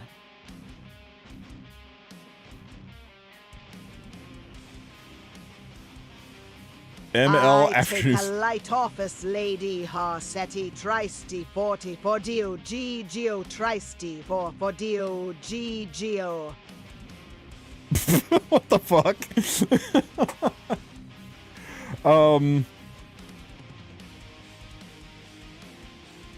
We already have an ML flan, so ML Afternoon Soak flan would be kind of odd because you can cross-imprint all the flans.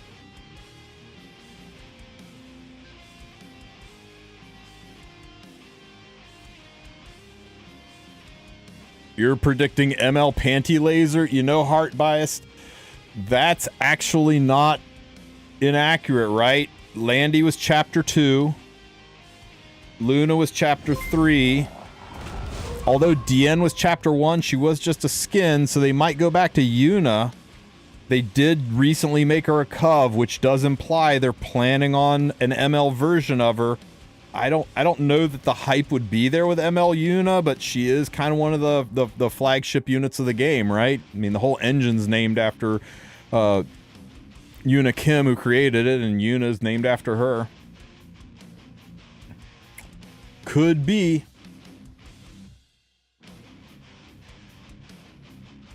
And they say to Mel Brynnis before Brynnis. ML Brynnis? Okay, let's see. Let's set you on fire. Well, I've got an attack buff up. I need to burn you down quickly. Okay, you'll be dead next hit. Let's set you on fire. Oh, you're on Arya? Shit, you would have died horribly. I should have something else first to check that. Set you on fire.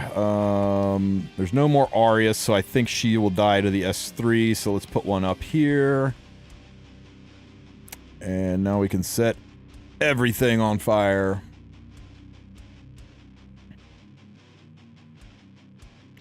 Poof! Oh, damn, she lived in everything? Shit. Bonk.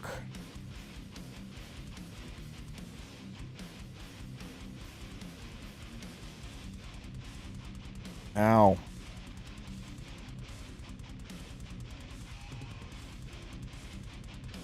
Good song, Potato.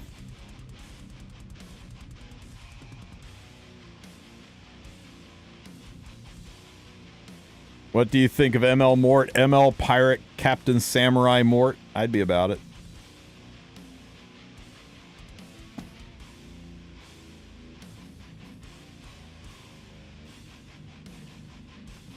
MLRA would slap.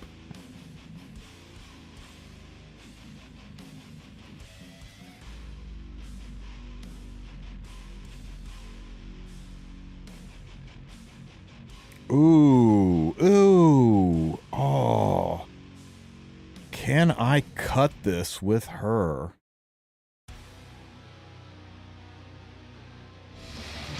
This might be tough. We'll try it though.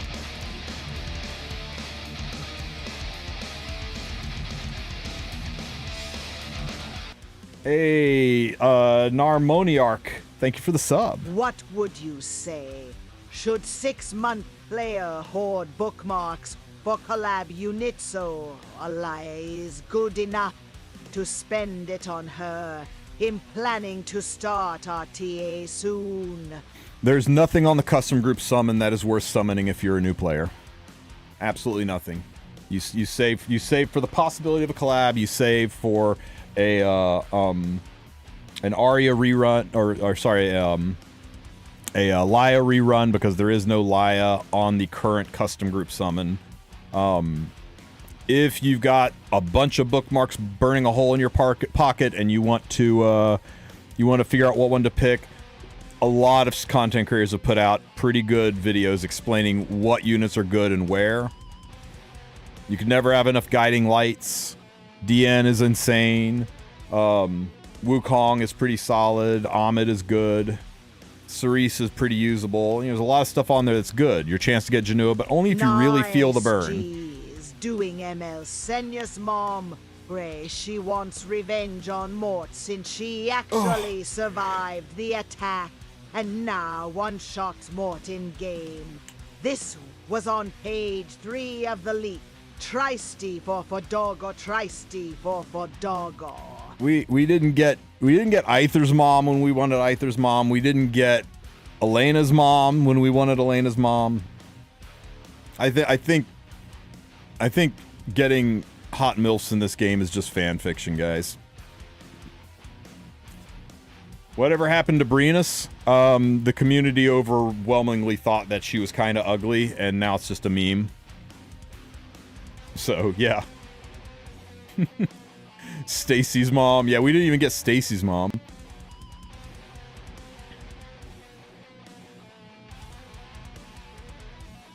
Hey man, don't kill the messenger. She did not test well.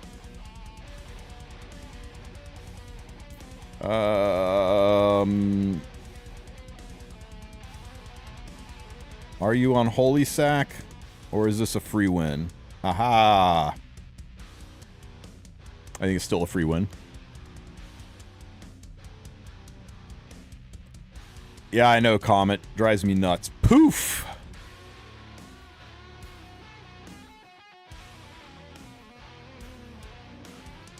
Balloona.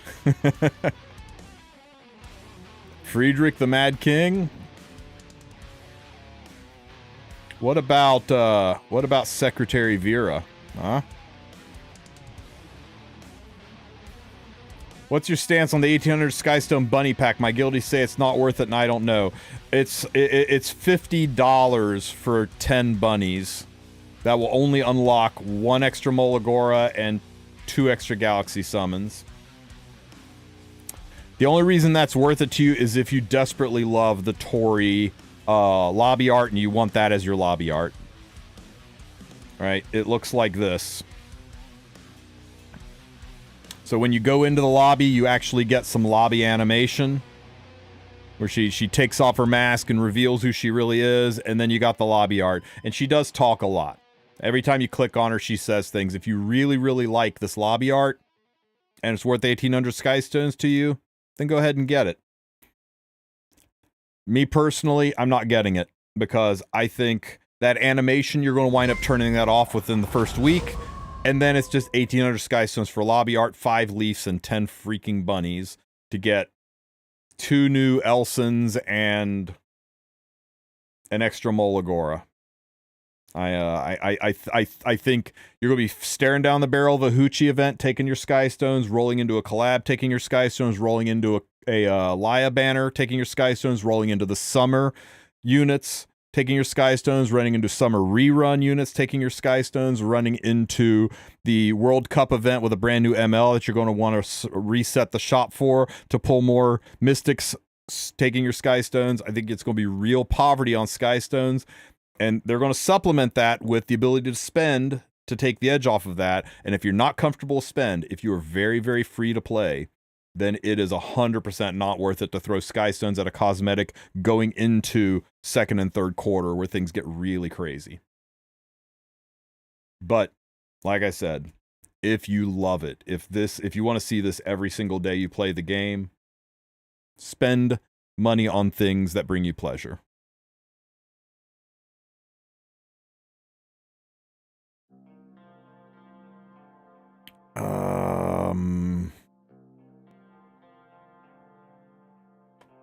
Let's axe murder this child. Swimming through the ashes of my bank account. 1,800 Skystones, that's like 4 days of 60 more quick battles. It's about 2 weeks of arena. But ironically, it's $50 worth of in-game currency. Like if you wanted to just buy 1,800 Skystones, it would cost you $50.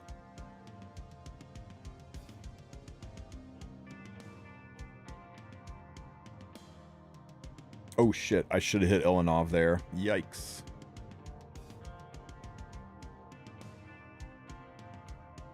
You should put her on Sierra Wrench, put her on Shamadra's staff for extra healing.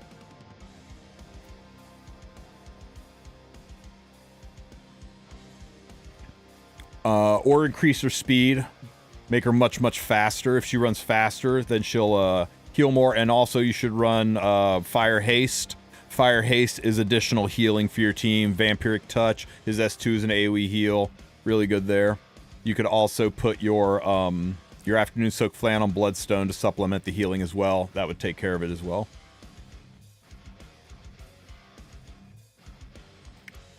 Next rotation for the coin shop is top model Lulika, Last Rider Crow, and somebody who sucks. Who was it? Pirate Captain Flan.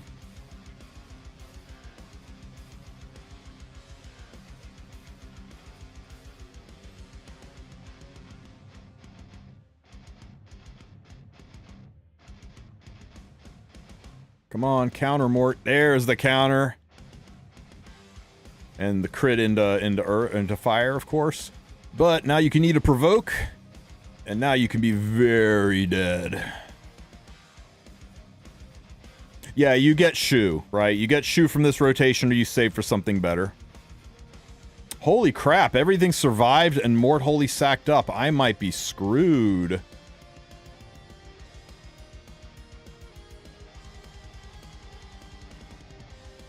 Oh my god, I am so screwed. Bye, Zio. Shit.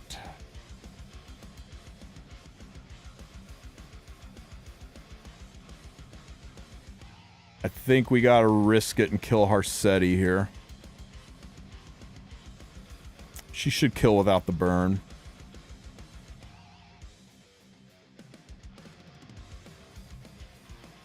Do this for some barriers. In case we don't kill Mort and he steps on us. Why I call Pirate Captain Flan Fapton. Yeah. We all call her Fapton because it made the developers really unhappy. They started banning people for calling her Fapton, which just made everybody call her Fapton. Come on, we really need this to die. Pull Gunther. God damn it. If you pulled anybody except for Pool Floaty Girl. Now she healed. Man. If I had Senya's mom, I could have defeated Mort. You were correct, sir. Okay. Our primary mistake, I think, is we didn't try to set this team on fire. Or better yet, we could use the Edgelord on this one. We don't have anybody who is reducing focus. That sounds really boring and slow, but yeah, that would work, Drisk. Let me see. We'll hit you and push you back.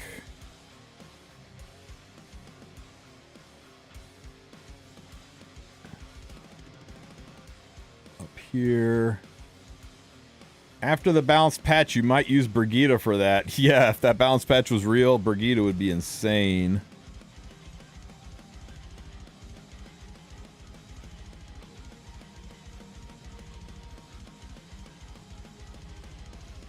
I see what you did there, Potato Mine. You calm down, buddy. Okay, this should hurt pretty bad. Even with the anti-pen, should still do a chonk.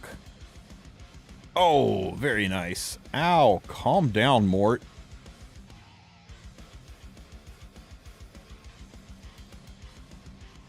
Burn. Oh, come on. She was on Arius, wasn't she? I think she was. Let's hit here and see. Nope, she's not on Arius. A pool floaty will kill her, though, right? We'll just keep chopping down Mort.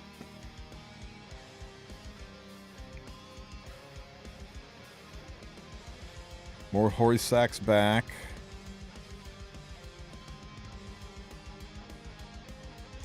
Who's next?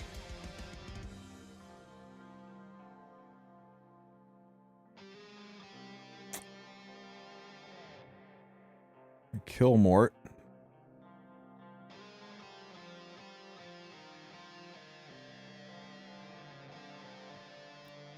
We pull Floaty of Death you. Boop. My biggest mistake is not playing Amiru to seal everything that's stuck. Yeah. I sniffa living creatures. Oh. Your life means nothing, child. Poof. Rylet's too good.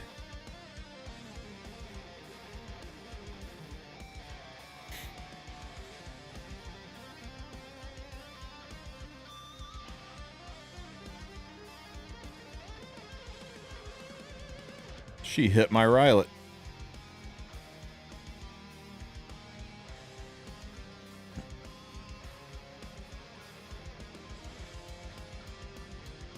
GG. Rylet's a lot of fun.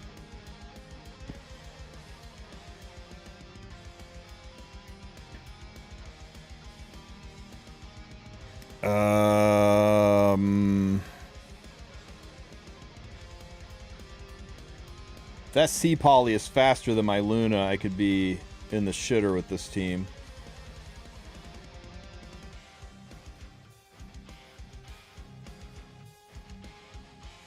Let's roll the dice on it.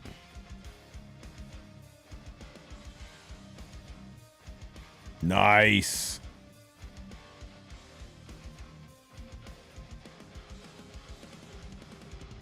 I got bored halfway through reading that fake-ass balance patch.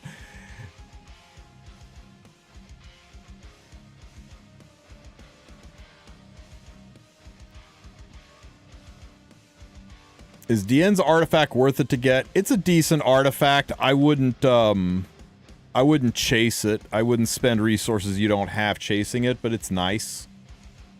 It's more PvE than anything else.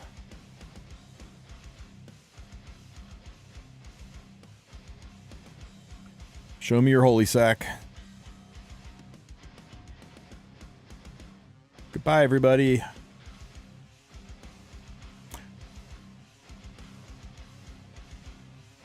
Poof. I'll be straight with you, right? On this custom group summon, let's go take a look at it real quick.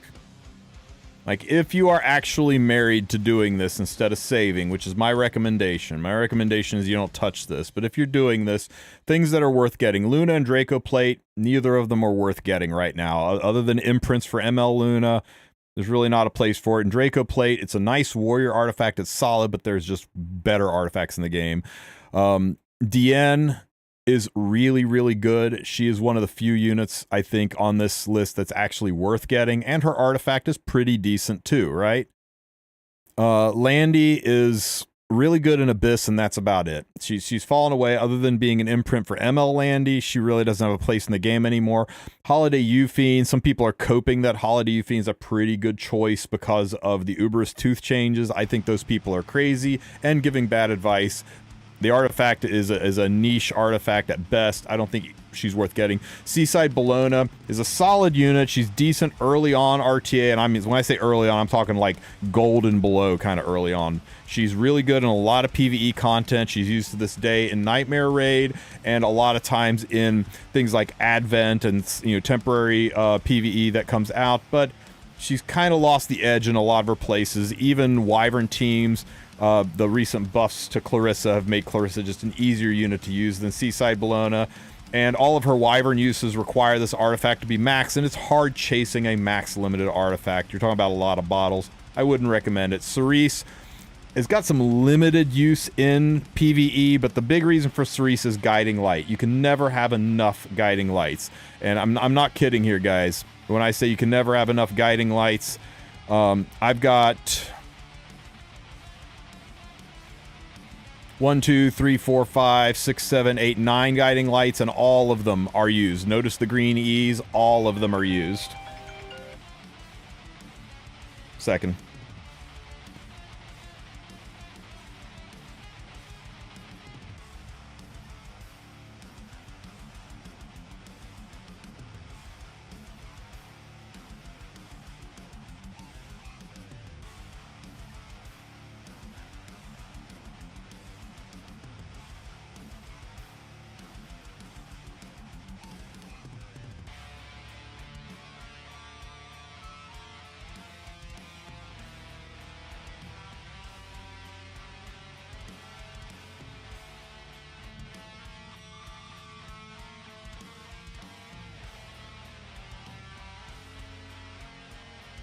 All right, so Cerise you get for Guiding Light because it's giga important.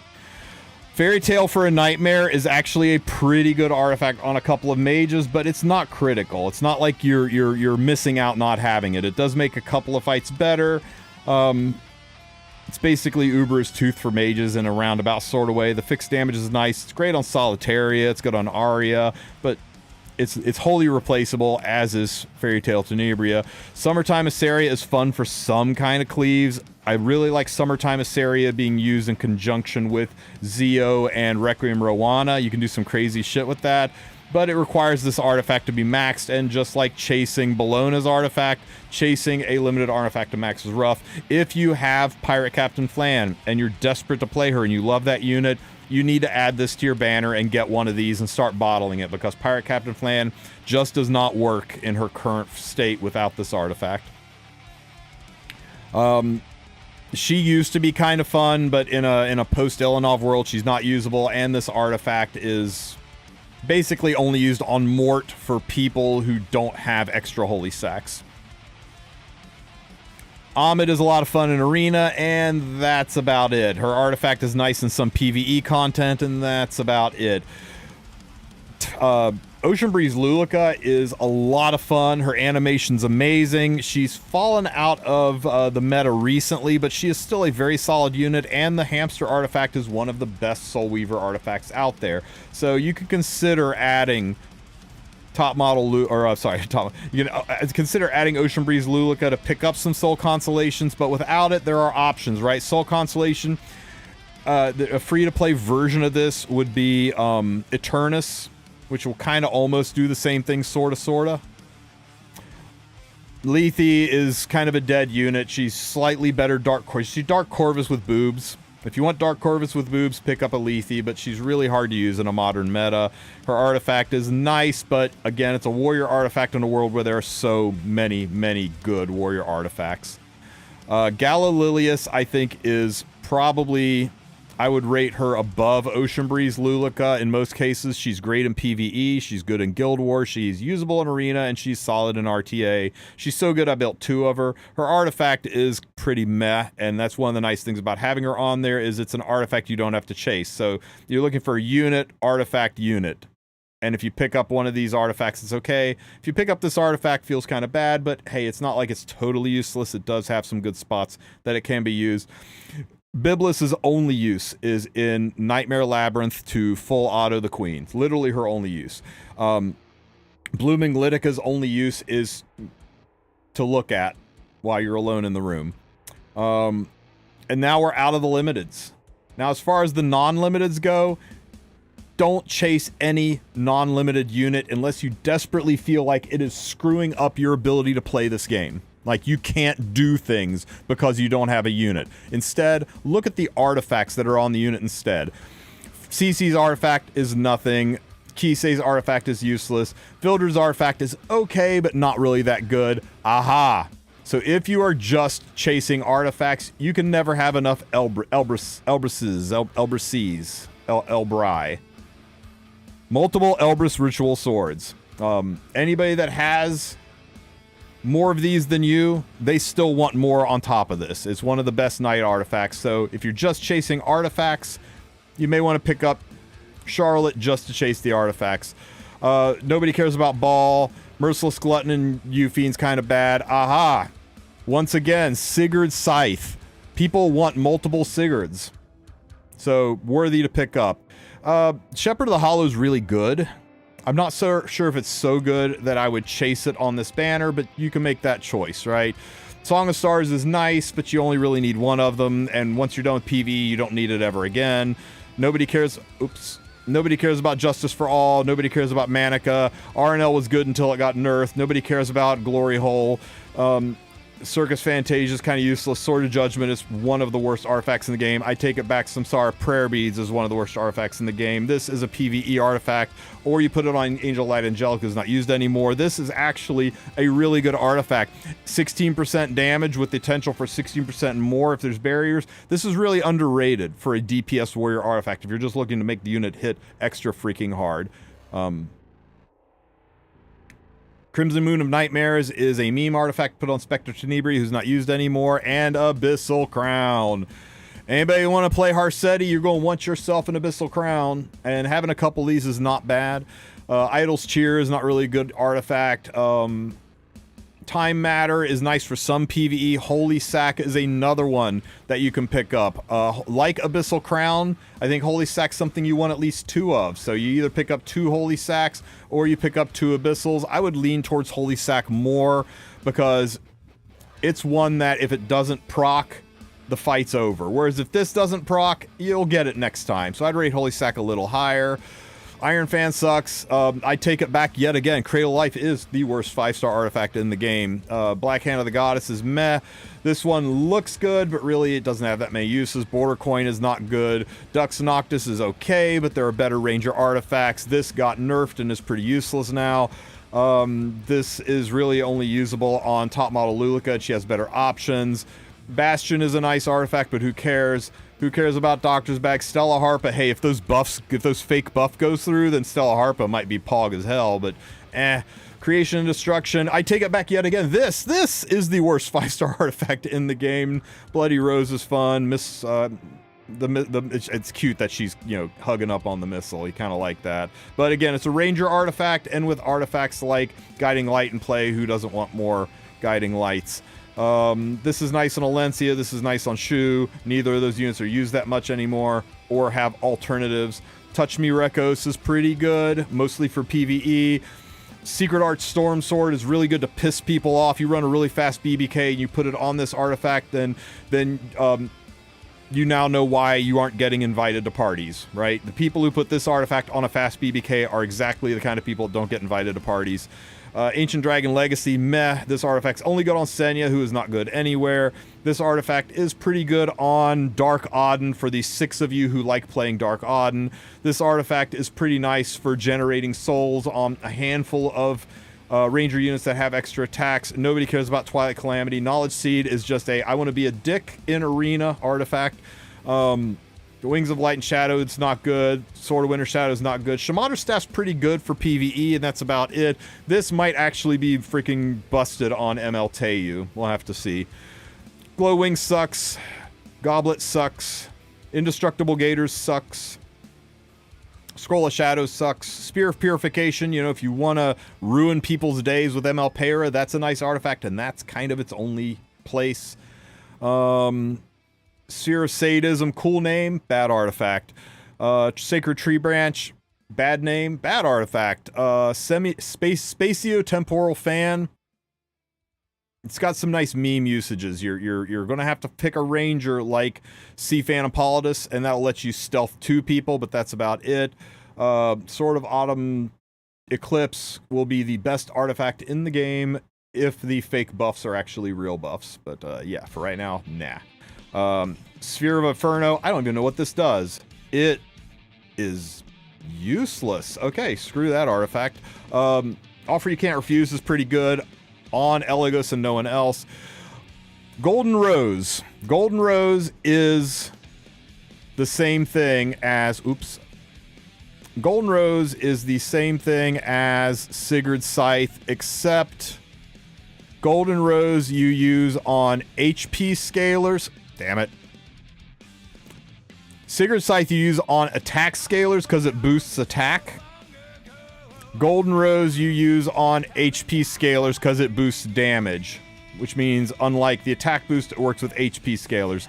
I think with the changes to Sigurd's Scythe recently, though, it's fallen out of favor. You don't use nearly as many of these as you used to. Almost everybody's just using Sigurd's Scythe now.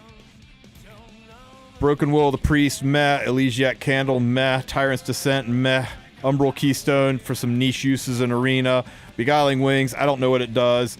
Dark Blood Keeper, I hear this is actually pretty good. I actually don't own it, so I don't know. Bird's Eye View, if you are running Frida and you want to do Frida things, you'll need a Bird's Eye View level to level 24. So I know some people are chasing this just to get their Frida up and running. That's a decision you got to make. And Wukong's artifact, it's not a bad artifact, it's just not one I would chase on this. So I think if I were building this just to chase artifacts, I would build this. These are the artifacts I need the most. But some of you are going to say, I've got plenty of Sigurds, I need more of this. And something to be aware of is once you set this, right, once you hit confirm, you're not done yet. If you go over to the artifact shop, Powder of Knowledge. You'll notice those artifacts aren't here yet, right? But if I go back to the summon and I lock the artifacts in, first of all, I got 2 of these max. I don't need that, so let me pick something else. Maybe, no, don't care. A hamster's nice, don't care. But I want something more than a hamster. I got plenty of Elbrai right now. I could use more of the Sigurds. No. Holy Sack would be nice, but I've already got 2, so it's not like I'm really hurting for Holy Sack. I'm playing pretty good on Golden Rose, and I'm good on Bird's Eye. Okay, so once you have selected the third that you want, just do one summon. Just one single summon. By doing that, you lock in the banner. Once you do one single summon, now the banner's locked in. You notice I can't change it anymore, right? Now, when you go to the powder shop, the game considers it a live and active banner, and all of those artifacts that I just selected are in the powder shop, and I can buy them for powder. So even if you don't want to spend your bookmarks, you don't want to spend your sky stones, you don't want to chase the shop, but you're sitting on a metric F ton of powder, maybe you bought some powder packs, I don't know, you can come in here and you can straight up buy the artifacts that you want. So that's a little pro tip from me to you. If you've got powder to spend but not bookmarks, you can at least set the banner and buy the artifact you want. And where's my Mirage coin shop? Is that in here somewhere? There we go. And I can spend that 1 coin on 12k gold because I am not pulling a damn thing from this banner. So there you go. That's all I got to say about the custom group summon. Now, if you spend on this, that's great. You do you. Just be aware, they strongly hinted at collaborations in April. They said Heroes from a New World are coming in April, and that's kind of the verbiage they use for collaborations. We're probably going to roll into a Laia banner with Sweet Miracle, and everybody's going to want that. That'll put us into May. May starts summer, and May to July range, we usually get summer units. We get a summer event. Reruns of the old summer units. You know, if you're looking at the most recent summer units, if you're thinking, man, it sucks that Frida and Ida aren't on this custom group summon, they're going to rerun again, and you're going to get a chance to pull them as long as you aren't out of resources. And then we're going to get new summer units. We always get a brand new summer banner with at least 2 summer units on it. It was Frida and Ida last time. It was Lethe and Lulika the time before that. It's always 2, so you're going to have to pull for that. And then we're rolling into Anniversary, World Cup units. Don't forget, we're also going to have the art contest units rolling out. So there's a lot coming in the near future, so plan ahead. Make sure you balance your resources so you don't put yourself in a situation where you feel like you have to spend because you chased for an artifact that would be nice. I wanted to make sure that I healed ever so slightly more on Sigurds. I wanted to make sure that my Guiding Light went from a 40% chance to a 42% chance to proc. And in doing that, you gave up on other stuff. So that's my caution to you. You guys have to make your own choice on that. That's just my advice. Aren't we getting 2 art contest units this year? Yeah, I think we are, aren't we? Are we? I can't remember. They mentioned there would be 2 winners. Oh, well, there we go. And art contest units are usually 3rd and 4th quarter, right? We had Fairy Tale Tenebria in December. We had Galililius in September. And then we had Flan. Flan was Flan October? I feel like Flan was October, right?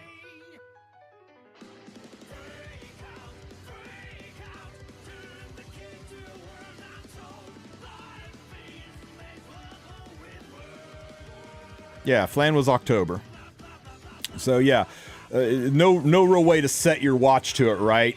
You can't just always say, oh, it's always in September because that's when Gala was. It's always in December because that's when Tenebria was. And now it's like, but all we can say is it's always late third to fourth quarter.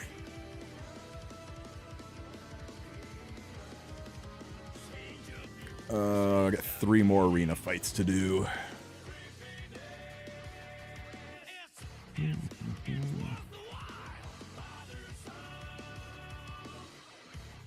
What was the consensus on the buff leaks? That it's not in Korean, that it was made by a count that's 22 days old, that there's no Fallen Cecilia, that one of the buffs brought a character from 100% to 130% after Molagora, that there's tons of misspellings, that they nerfed 2 units that aren't named Harsetti, that it's really, really unlikely it's anything but fanfic. But it's fun to talk about, right? It's always fun to do the, yeah, but what if?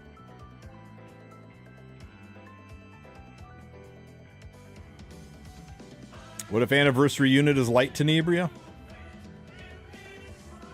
What if? I think the two most likely...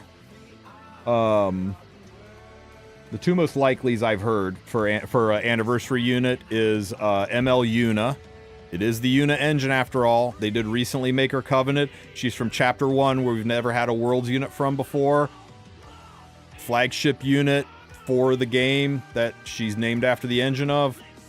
A lot of that kind of pulls together, so that's a possibility. And the other is ML Arya, because if we did a Season 2 unit Landy and a Season 3 unit Luna, that rolls us into Season... You know, Season 1 was DN, even though she was just a skin. We've done Season 1 DN, Season 2 Landy, Season 3 Luna, theoretically be Season 4, and the only unit anybody gives a rat's ass about in Season 4 is Arya. So, I think those are the two most likely, is ML Arya and ML Yuna for Worlds. But who knows? We'll have to see. Maybe it'll be ML Death Metal Tamarin. Wouldn't that be crazy? We can dream. Who are we killing here? Let's kill this. Beefy girl. Let's kill this. Let's kill everybody. As much as I like Ahmed, I don't think a lot of people... I don't think Ahmed is, like, universally liked enough to make her into a Worlds unit. I know people are clinging on to that it's always been limiteds before, but it can't always be limiteds. They will run out of limiteds.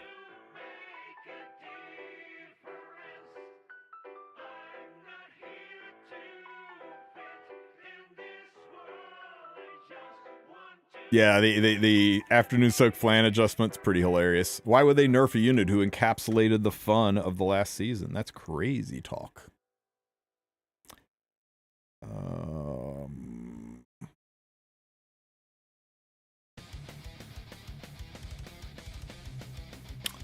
What can we do to this team?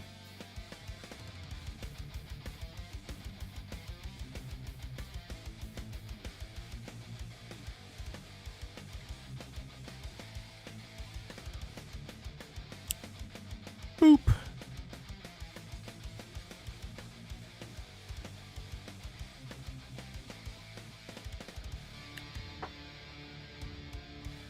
Oh, wait, what was Sea Phantom doing on that team? For fuck's sake. For the sake of all of the fucks. And I have them. I have all of them right here. A whole ass bottle of fucks to give.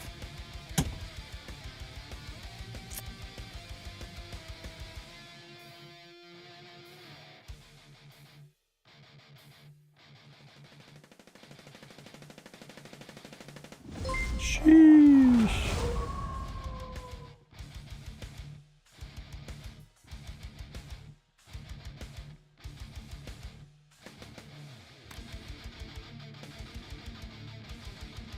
I have questions.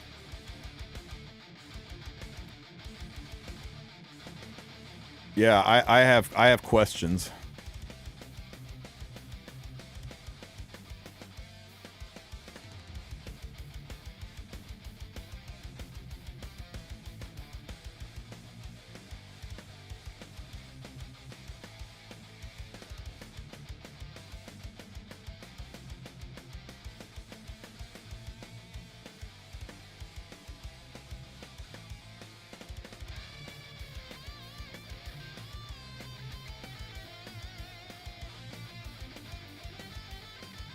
So far, everything according to plan.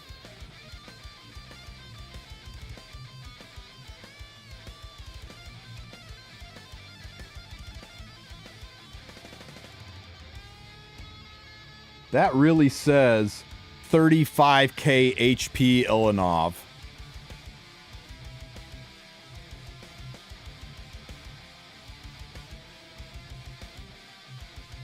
Yeah, no fear. That means every single one of his units is higher HP than me. Flan, it was a miss.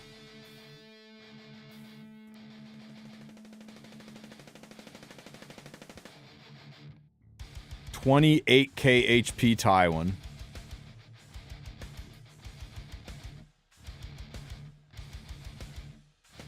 Dead Tywin.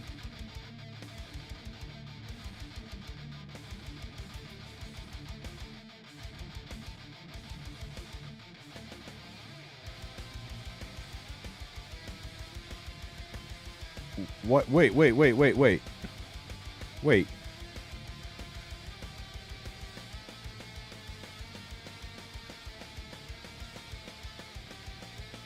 BBK's S3 is ready. Why would she S1? Can anybody explain this to me?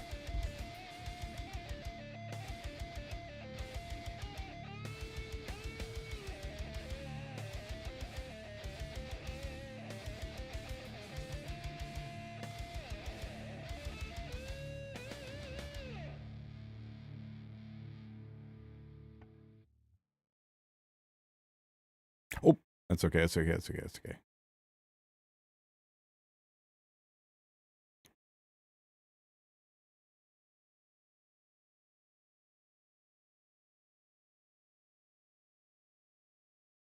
Oh my God.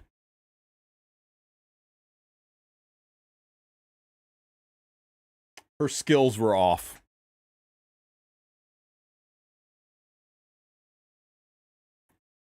Unbelievable.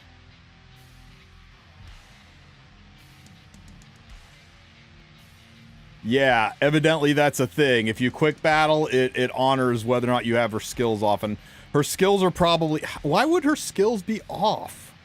In what content would I ever run her with her skills off? I was like, how does this lose? This team doesn't lose.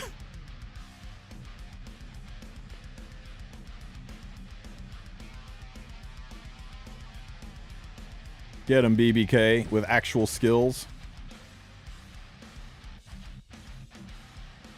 Look, surprise, surprise, his team's dying. Yeah, I mean, you better go do an auto or a regular team against, against the NPCs to make sure your skills are on. Wild.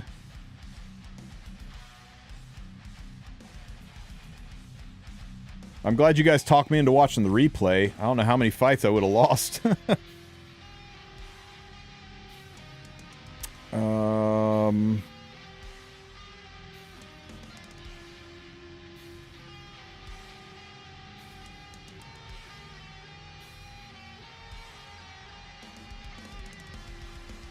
kind of want to use Melissa on this, but I'm not sure if she's built yet.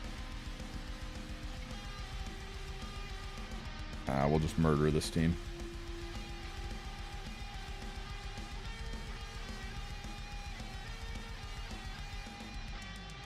They can't do ML Ras as his VA is... Yeah, that's... Same thing with Ran, right? Or ML... yeah, you were talking about Ran. I mean, they've changed VAs before. It's just... That's just kind of a sad topic. Because his VA was so good.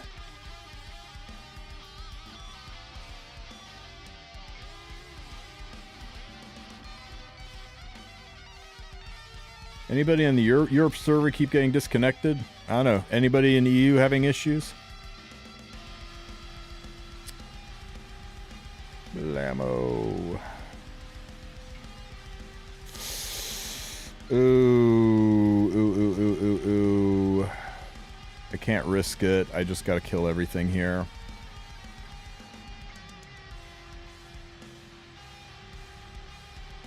Oh yeah, if they used an AI to voice ML Rand, that would be horrible.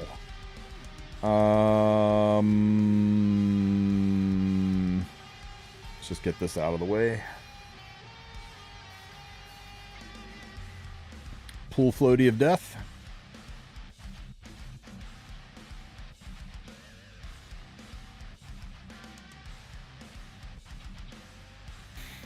Thank you, Valky, for convincing people to not put Holy Sack on their Eufiends.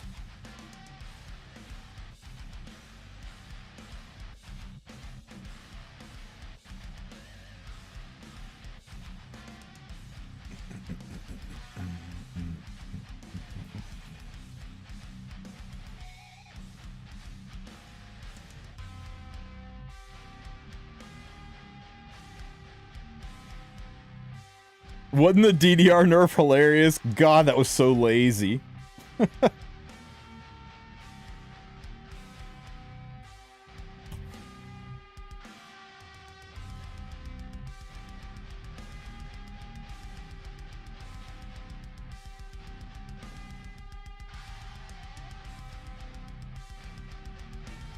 I mean, they will eventually do it, right? Pure White, they'll eventually recast them. I just think they want to give enough time to go by, and also the demand for ML Ran isn't huge right now, but they've shifted VAs on other units before. They'll do it again. What was I doing here? You're probably the tankiest. There's always a chance you're on an evasion artifact. And now everything's dead.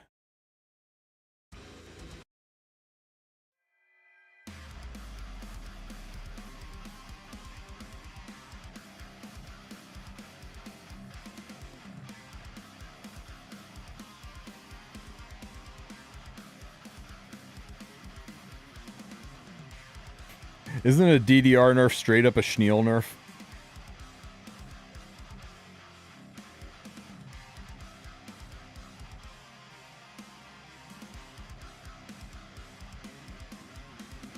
This is a little risky, but I want to try it. Do I think Muna is still worth it now? Yeah. She's like one of the #1 winning units in the game. Here, check it, right? We go over here. I look at, let me see, E7 RTA stats. She's the #3 highest winning unit of the game, right behind Harsetti and Flan. Oh, you can't really see that. Hang on. There you go. #3 unit in the game right now.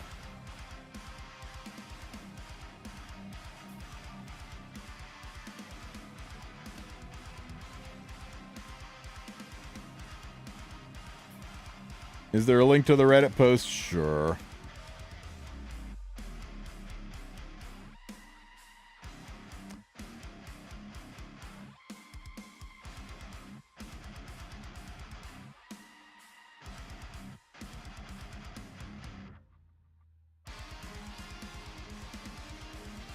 There's your links, guys. Part 1 and Part 2.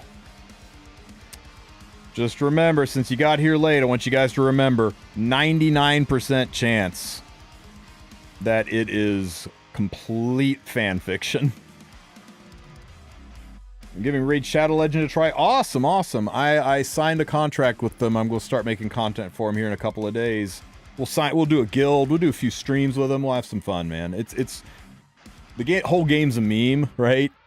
But it's legit a lot of fun. I think the PvE is significantly better than Epic 7's PvE. Just the aesthetic and the RTA sucks. But the game itself is so much fun. I've been having a lot more fun diving into that. Now, given honeymoon period, I've been having a lot more fun with it recently than E7. But I'm going to continue to do both. I'm not going away. Don't think just because I'm doing some raid, I'm dropping E7. That ain't the case. But I'm looking for something else to play, and that one's right up my alley. Let me see. What do we do here? There's no Ilanov. I don't want to risk triggering her, so let's S3 into this.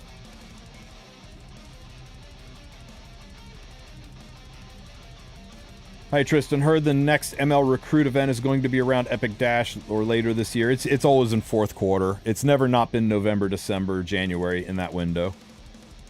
Doesn't mean they won't change it. They ran it a few weeks early this year, but it's usually in December because what they want, the whole point of the Epic Dash is to do something that makes you click login every single day across the holiday season, right? Across the December holiday seasons when everybody is doing stuff with their family. They're not in school anymore. They're off from work. They're traveling, right? These are all times when for a full ass 2 weeks, you might not think about doing Epic 7 because your world is chaotic. And anytime you stop doing something for 2 weeks, you're in that window to break a habit, right? It's like just like scientifically known that when you're breaking a habit, if you can do it, if you can not do the thing for 2 solid weeks, you kind of over the hump, and it's significantly easier to break the habit. And Epic 7 doesn't want you to break the habit, so they do the they do the ML headhunt thing because you have to log in every single day to do the headhunt, and that gives you a reason to even just to log in, press a button, and log out, and then go back to your freaking holiday stuff. It keeps you logging into the game. It keeps you from breaking that habit, and that's the whole reason why headhunt always happens and why it always happens at that time of year. It's no coincidence. They want you to log into the game. They want you to not forget about Epic 7. They want you to not break the daily login habit. So that's why it happens, and that's why it's always around the same time, why I don't think they'll ever run it earlier.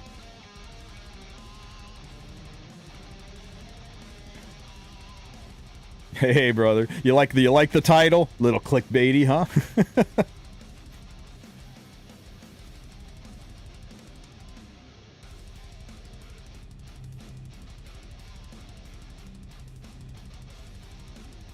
You've been away from E7 for 2 to 3 weeks. How long do you have to be away for the returning thing to trigger? I believe it's 6 months.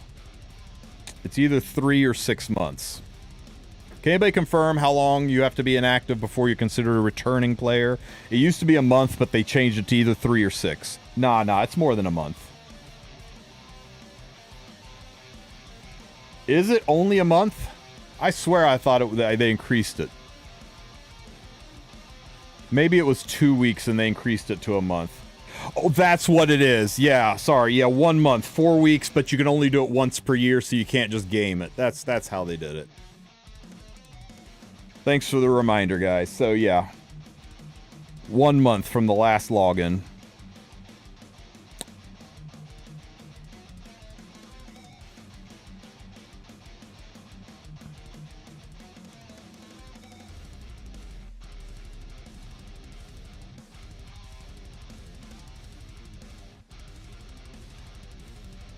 Okay. Everybody has got skill null because of Ahmed, so I don't worry about her. So let's just set Arby on fire. Bye, Arby. And you do absolutely nothing. Ow. Arby's back. Arby is gone. Burn the witches.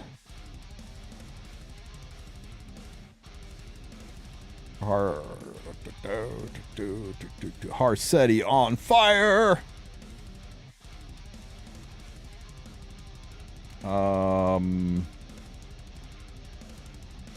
More fire for Harsetti. It was a nice war horn he had there on that sea poly. That could have caught some people off guard. Oh, not Harsetti, but CPP. Pool floaty of death. Oh, we didn't crit. I'm going to have to put crit on her. I need to make a DPS Frida. Make the most dangerous bladed pool floaty in the game.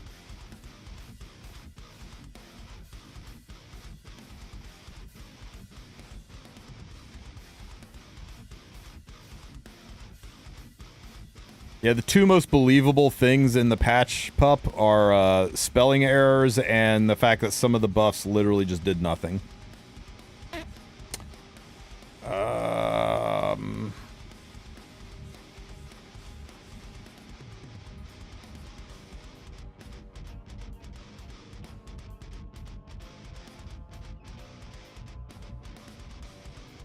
DPS free to with injury. Now you're cooking.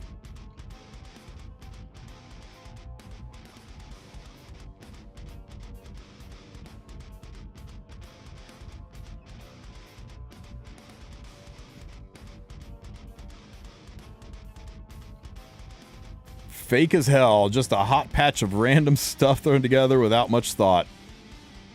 I don't know, man. He put a lot of effort into it. You gotta respect the hustle, right? He put a lot of work into that troll. Show me Holy Sack. Oh, thank you, Valky.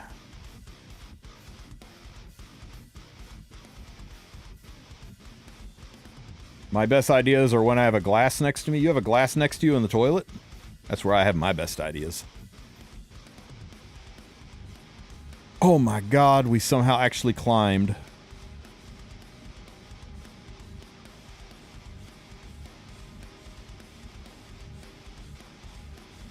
Oh, I gotta actually spend stamina. Let's just go do some quick battles. What runes am I short? I think I'm low on these. Yeah.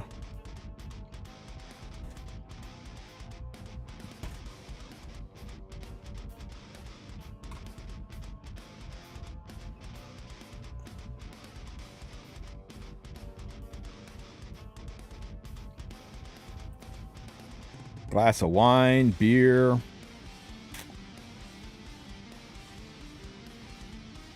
How about some Maker's Mark neat? That sounds good. I could do some serious thinking with some Maker's Mark. Or Woodford Reserve, even better. Yeah, Woodford Reserve. That's a good bourbon. As expected. Only one greater. Man, do we really need an epic hell for Spirit Altar, don't you think? Because this drop rate is ass.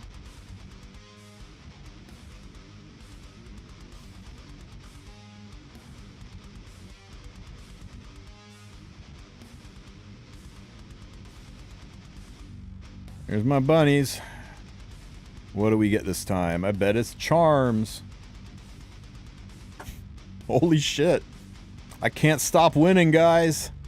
Can't stop winning.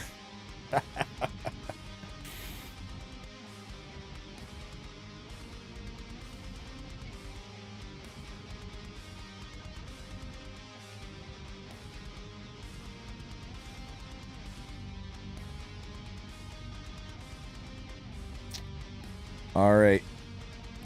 Is our guild open? Is the guild stronghold open yet?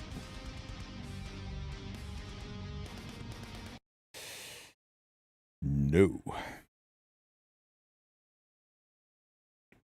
But how would they sell you 6-star promotion packs then? Damn, Shio, you're spitting facts over there.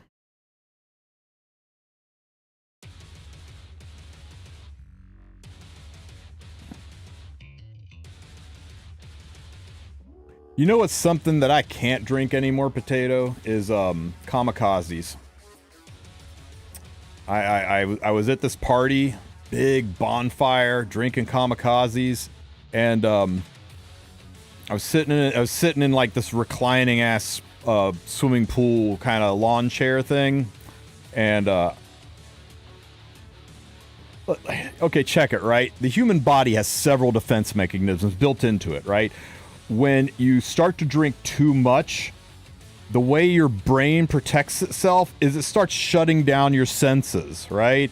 Your ability to walk, your ability to talk, it starts limiting your ability to walk so you can't walk over to get more booze. It starts messing with your hand-eye coordination so you struggle to get the straw or lip of the glass into your mouth. Eventually it goes nuts and starts like shutting down important things like now you can't see anymore.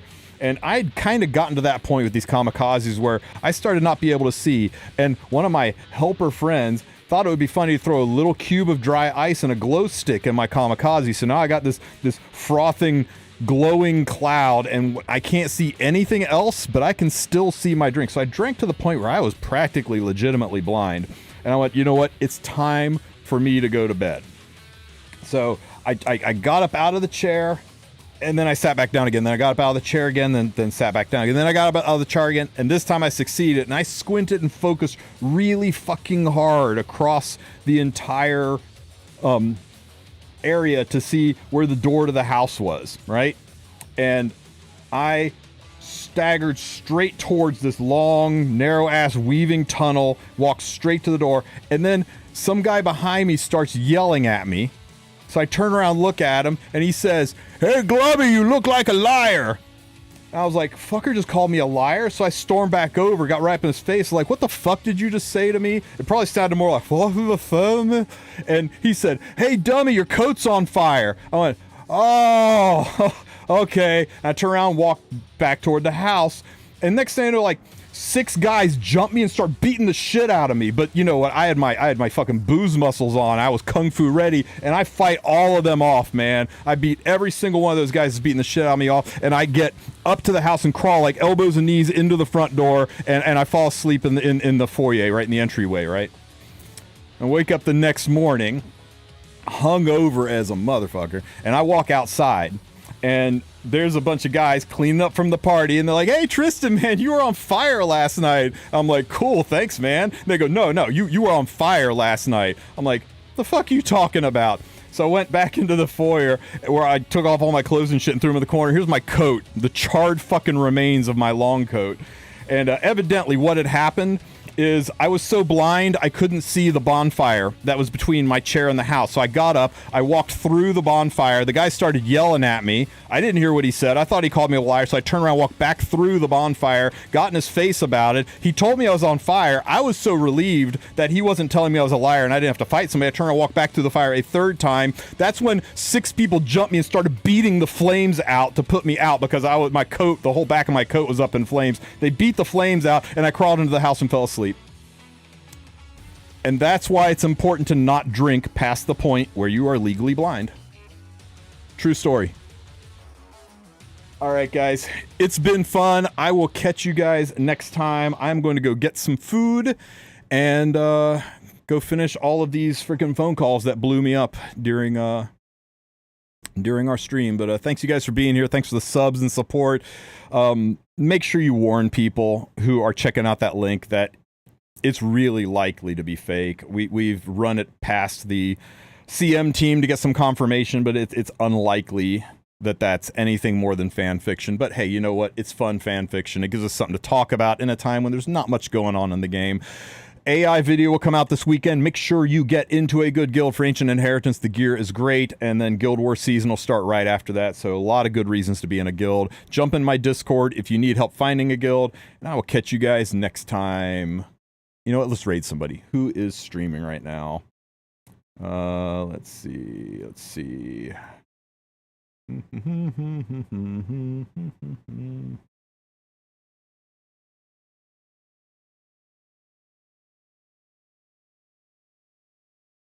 Let's go see Higa. I don't think I've ever raided Higa before. All right, guys. I will catch you next time. You have a great one, everybody.